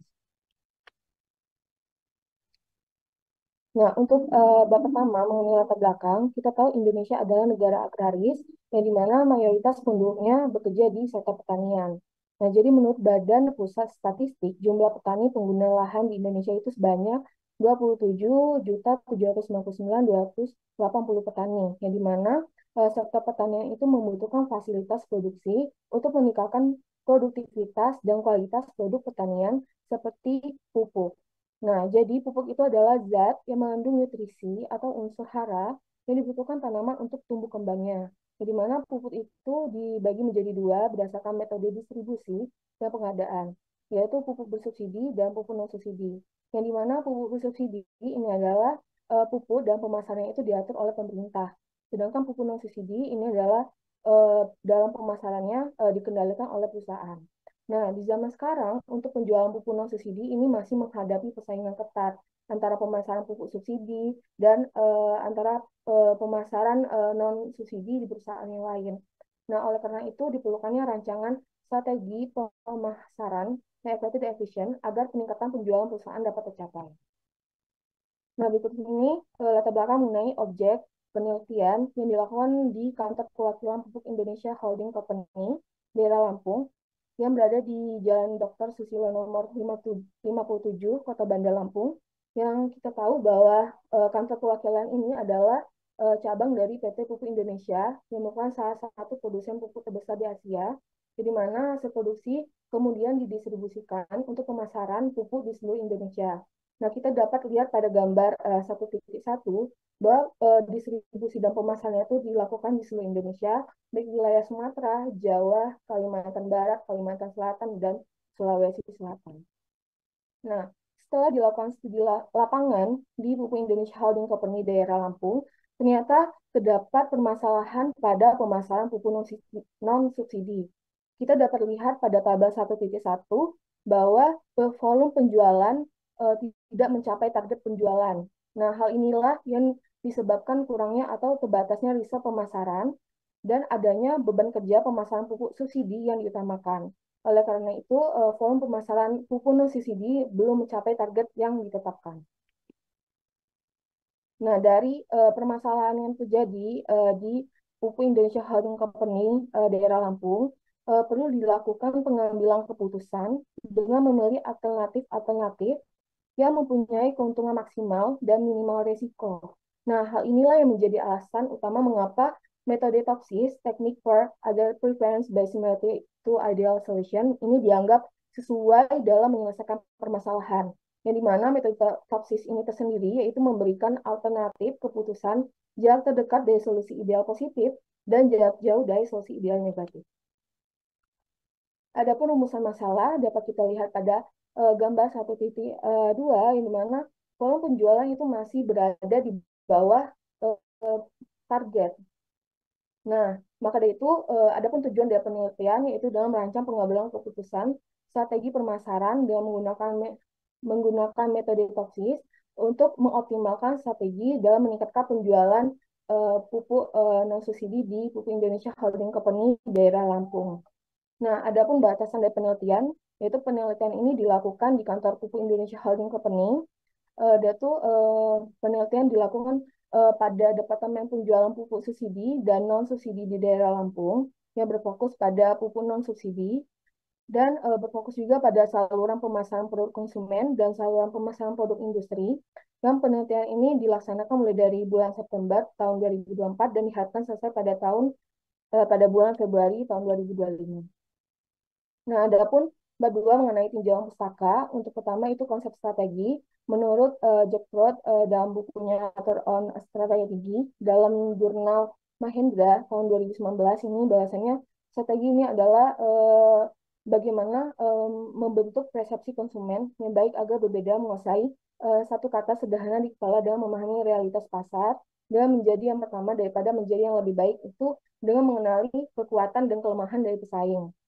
Untuk konsep pemasaran, menurut Suyanto, ini adalah kegiatan manusia yang tujuannya untuk memenuhi kebutuhan dan keinginan masyarakat melalui proses hukum dan kerjasama pihak terkait dalam bisnis. Nah, untuk strategi pemasaran, ini adalah alat fundamental yang ditujukan untuk mencapai tujuan perusahaan dengan mengembangkan keunggulan bersaing untuk melayani target pasar. Dan untuk saluran pemasaran, menurut Kottos dan Armstrong dalam jurnal Jaya, Sisa dan Agus Riyandi tahun 2024, saluran pemasaran ini merupakan jalur distribusi yang dipakai produsen untuk mengirim barang dari produsen hingga ke konsumen atau pengguna bisnis, yang dimana saluran pemasaran terbagi menjadi dua, yaitu saluran pemasaran produk konsumen dan saluran pemasaran produk industri. Nah, selanjutnya ada uji validitas, yang dimana uji ini digunakan untuk menentukan apakah suatu eksperimen itu dianggap valid. Dengan menghipotesiskan bahwa R hitung lebih dari R tabel, maka data tersebut dianggap valid. Jika R hitung kurang dari R tabel, maka data tersebut tidak dianggap valid. Nah, selanjutnya ada uji reliabilitas, di mana untuk digunakan menentukan keakuratan data dan konsisten data. Nah, teknik penilaian reliabilitas ini menggunakan metode tes ulang yaitu alpha count batch, di mana terdapat hipotesis. Jika nilai alpha count batch-nya itu lebih dari 0,6, maka data tersebut termasuk reliable. Jika nilai alpha count batch-nya itu kurang dari 0,6, maka data tersebut tidak termasuk reliable. Selanjutnya untuk pengambilan keputusan, ini mayoritas pengambilan keputusan ini memperhitungkan risiko biaya atau manfaat harus bergantung pada sistem yang dapat menyelesaikan masalah yang efisien dan efektif yang dapat disebut dengan sistem pendukung keputusan.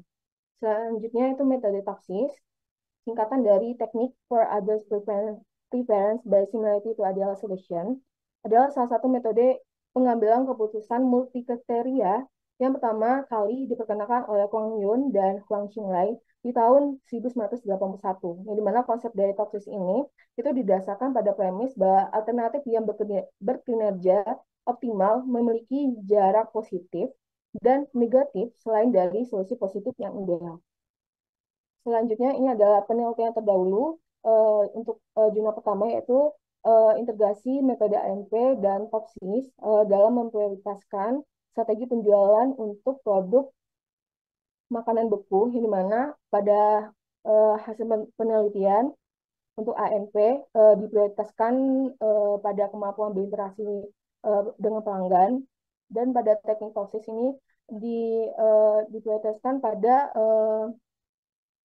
alternatif rasa, yaitu dengan menarik dan memperhatikan pelanggan. Selanjutnya ada jurnal kedua mengenai integrasi ANP dan TOPSIS dalam pemilihan strategi pemasaran yang optimal, yang dimana pada metode ANP dan TOPSIS ini memilih alternatif A2 karena memiliki rating bobot yang tertinggi yaitu 0,73, sehingga menjadi prioritas utama yang dilaksanakan, yaitu fokus pada keterampilan dalam interaksi dengan pelanggan.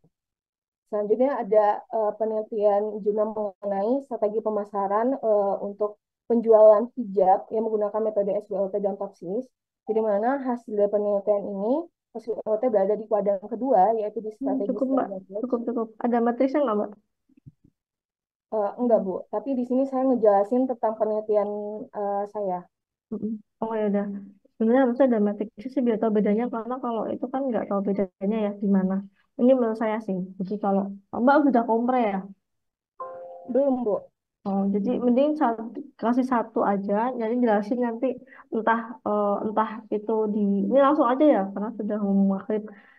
Entah itu di ininya, tapi jelasin aja di matching kita tahu bedanya di mana. Entah bedanya hanya di lokasi nggak apa-apa. Yang penting ada bedanya gitu dengan yang lain gitu ya Mbak ya. Iya Bu. Terus saya cut ya karena udah maghrib dan ini panjang sekali. Terus saya masukkannya itu yang pertama. Terus yang kedua adalah eh, pertegas permasalahan Mbak. Jadi tidak memenuhi targetnya itu kenapa gitu kan. Jadi itu penting ya, itu namanya insight ya. Jadi kita tuh nggak boleh cuma nggak memenuhi target. Belum tentu permasalahannya kan di pemasaran gitu kan. Jadi biar ini menguatkan bahwa Mbak kan strategi di pemasaran itu apa? Strategi pemasaran. Tahu yang strategi pemasaran itu apa tuh dipertegas di situ. Jadi dipertegas di situnya gitu. Oh, khusus pemasaran dan fungsi yang diutamakan. Karena nggak diutamakan gitu ya maksudnya ya di dalam subsidi itu ya pemasarannya, resource-nya. Karena beban pekerjaan untuk subsidi itu lebih diutamakan gitu loh Bu, dibanding Subsidi, pupuk subsidi. Iya. Berarti kalau gitu harus nambahin resource di non subsidi dong, atau gimana? Nah itu setelah dilakukan di lapangan juga resource yang bekerja itu minim minim loh Bu. Jadi ya dia bisa jualnya kayak sebisa mungkin gitu loh. Karena ini kan dia pupuk apa sih? Holding company pupuk Indonesia ya. Ini punya BUMN nggak? Apa Bukan Bu? ya? BUMN atau BUMN? BUMN. Nah biasanya BUMN tuh kayak Ini gitu. kantor perwakilan. Intinya tuh BUMN tuh kebanyakan tuh fokusnya yang subsidi karena dia banyak rugi. Jadi kalau menurut saya sih mending nih ya, biar manfaat itu kalau memang masalahnya itu di beban kerja pemasaran, butuhnya itu berapa gitu. Misalnya butuh orang yang memasarkan atau butuh apa itu berapa gitu loh Mbak untuk meningkatkan biar minimal sama dengan yang subsidi misalnya gitu atau minimal itu aja sebenarnya ngitung itu aja masih bisa dioptimasi gitu, dioptimasi bahwa dengan target sekian itu kebutuhan resource-nya itu sekian loh gitu. Menurut saya itu malah justru kayak apa ini masukan ya umum ada belum kok seminar proposal itu dan biar nggak salah biar nggak salah approach biar nggak salah method kalau emang masa di situ ya harusnya nambahin resource dong tapi how much resource itu kan tentu ini kita nggak tahu berapanya itu sih jadi itu aja bisa lebih lebih apa lebih on point dengan masalahnya Anda. Iya, Bu. Rencananya mau masuk ke kriteria untuk isu. Mm-mm. Kalau topsis itu kan decision aja kan. Kayak dia kayak macam AHP ya sih itu mirip kan ya. Iya, Bu. Tapi kalau AHP lebih ke bobotan kriteria sama subkriteria, tapi tidak memberikan alternatif gitu loh, Bu. Hmm. Soalnya kalau itu apakah bisa memberikan kuantitatifnya? Berapa gitu bisa nggak? Kayak enggak ya. Coba deh Mbak. Kayaknya kuantitatifnya nggak kasih deh Mbak. Sebenarnya yang dibutuhkan itu kuantitatif sih. Kalau masalahnya mereka ya. Mereka itu butuh, Mbak kalau saya mau jualan sekian, saya tuh harus gimana? Misalnya, oh Bapak untuk ningkatin ini kan misalnya untuk ningkatin pemasaran di 30%, Bapak itu perlu punya orang pemasaran misalnya 8 orang, misalnya gitu ya. Terus punya apa, misalnya gitu. Itu mungkin dia lebih butuh yang kayak gitu menurut saya sih. Jadi kayak Mbak ngitung aja mau optimasi dari capacity tenaga tenaga resource itu kan banyak ya apa resource itu bisa teknologi bisa orang bisa culture tuh resource juga capabilities tuh resource gitu jadi itu sih biar match antara masalah dengan usulan mungkin itu dibikin lagi deh Mbak sama dulunya Xiaomi Saya Bu. nah itu soalnya aku takutnya nanti yang ada kalau memang kecuali dia alternatifnya gini mau jualan sejak atau subsidi ya gitu mungkin gitu jadi itu bisa tuh pakai kayak metode kayak Tomsis kayak gitu cuma kalau masalahnya udah jelas di resource-nya kurang ya kita nyoba ngitungin aja itu sih saran dari saya kecuali kalau Mbak ngambil latar belakang itu beda lagi misalnya kayak dia punya alternatif mau memasarkan A B C tapi bingung gitu nah itu mungkin bisa pakai kayak Topsis tapi kalau udah kelihatan resource-nya kurang berarti kita kan maksimalkan di resource-nya ini mungkin mereka lebih butuh itu masukan itu untuk perusahaannya itu kali ya berarti sih Mbak Iya, Bu. oke tapi ini udah cukup lengkap makasih ya Mbak oke yang terakhir ini ada lagi nggak dua orang lagi kah Mbak Esther ada Mbak Esther Hadir, Bu. ya silakan Mbak Esther.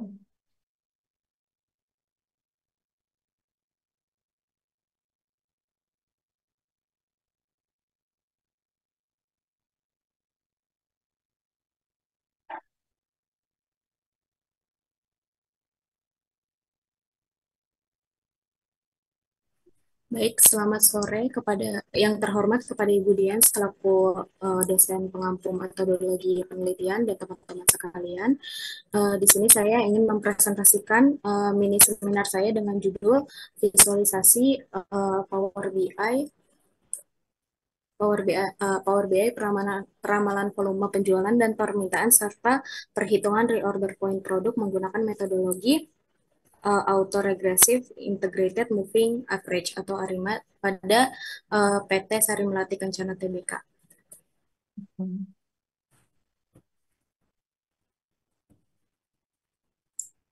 Oke, di sini akan membahas latar belakang, rumusan masalah, tujuan penelitian, tinjauan pusaka, metodologi, matriks penelitian. Masuk kepada latar belakang, PT Sari Melati Kencana Tbk atau yang lebih dikenal dengan Pizza Hut, sebagai jaringan restoran global menghadapi tantangan dalam mengelola alur kerja yang kompleks, melibatkan pemasok, buyer, distributor pihak ketiga, dan cabang restorannya.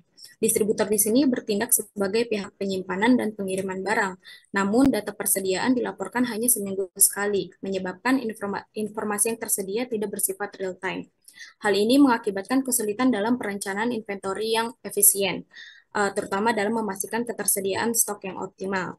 Sistem pengolahan data di Pizza Hut menggunakan server terpusat, di mana setiap buyer memiliki folder khusus untuk mengelola data produk yang menjadi tanggung jawabnya masing-masing.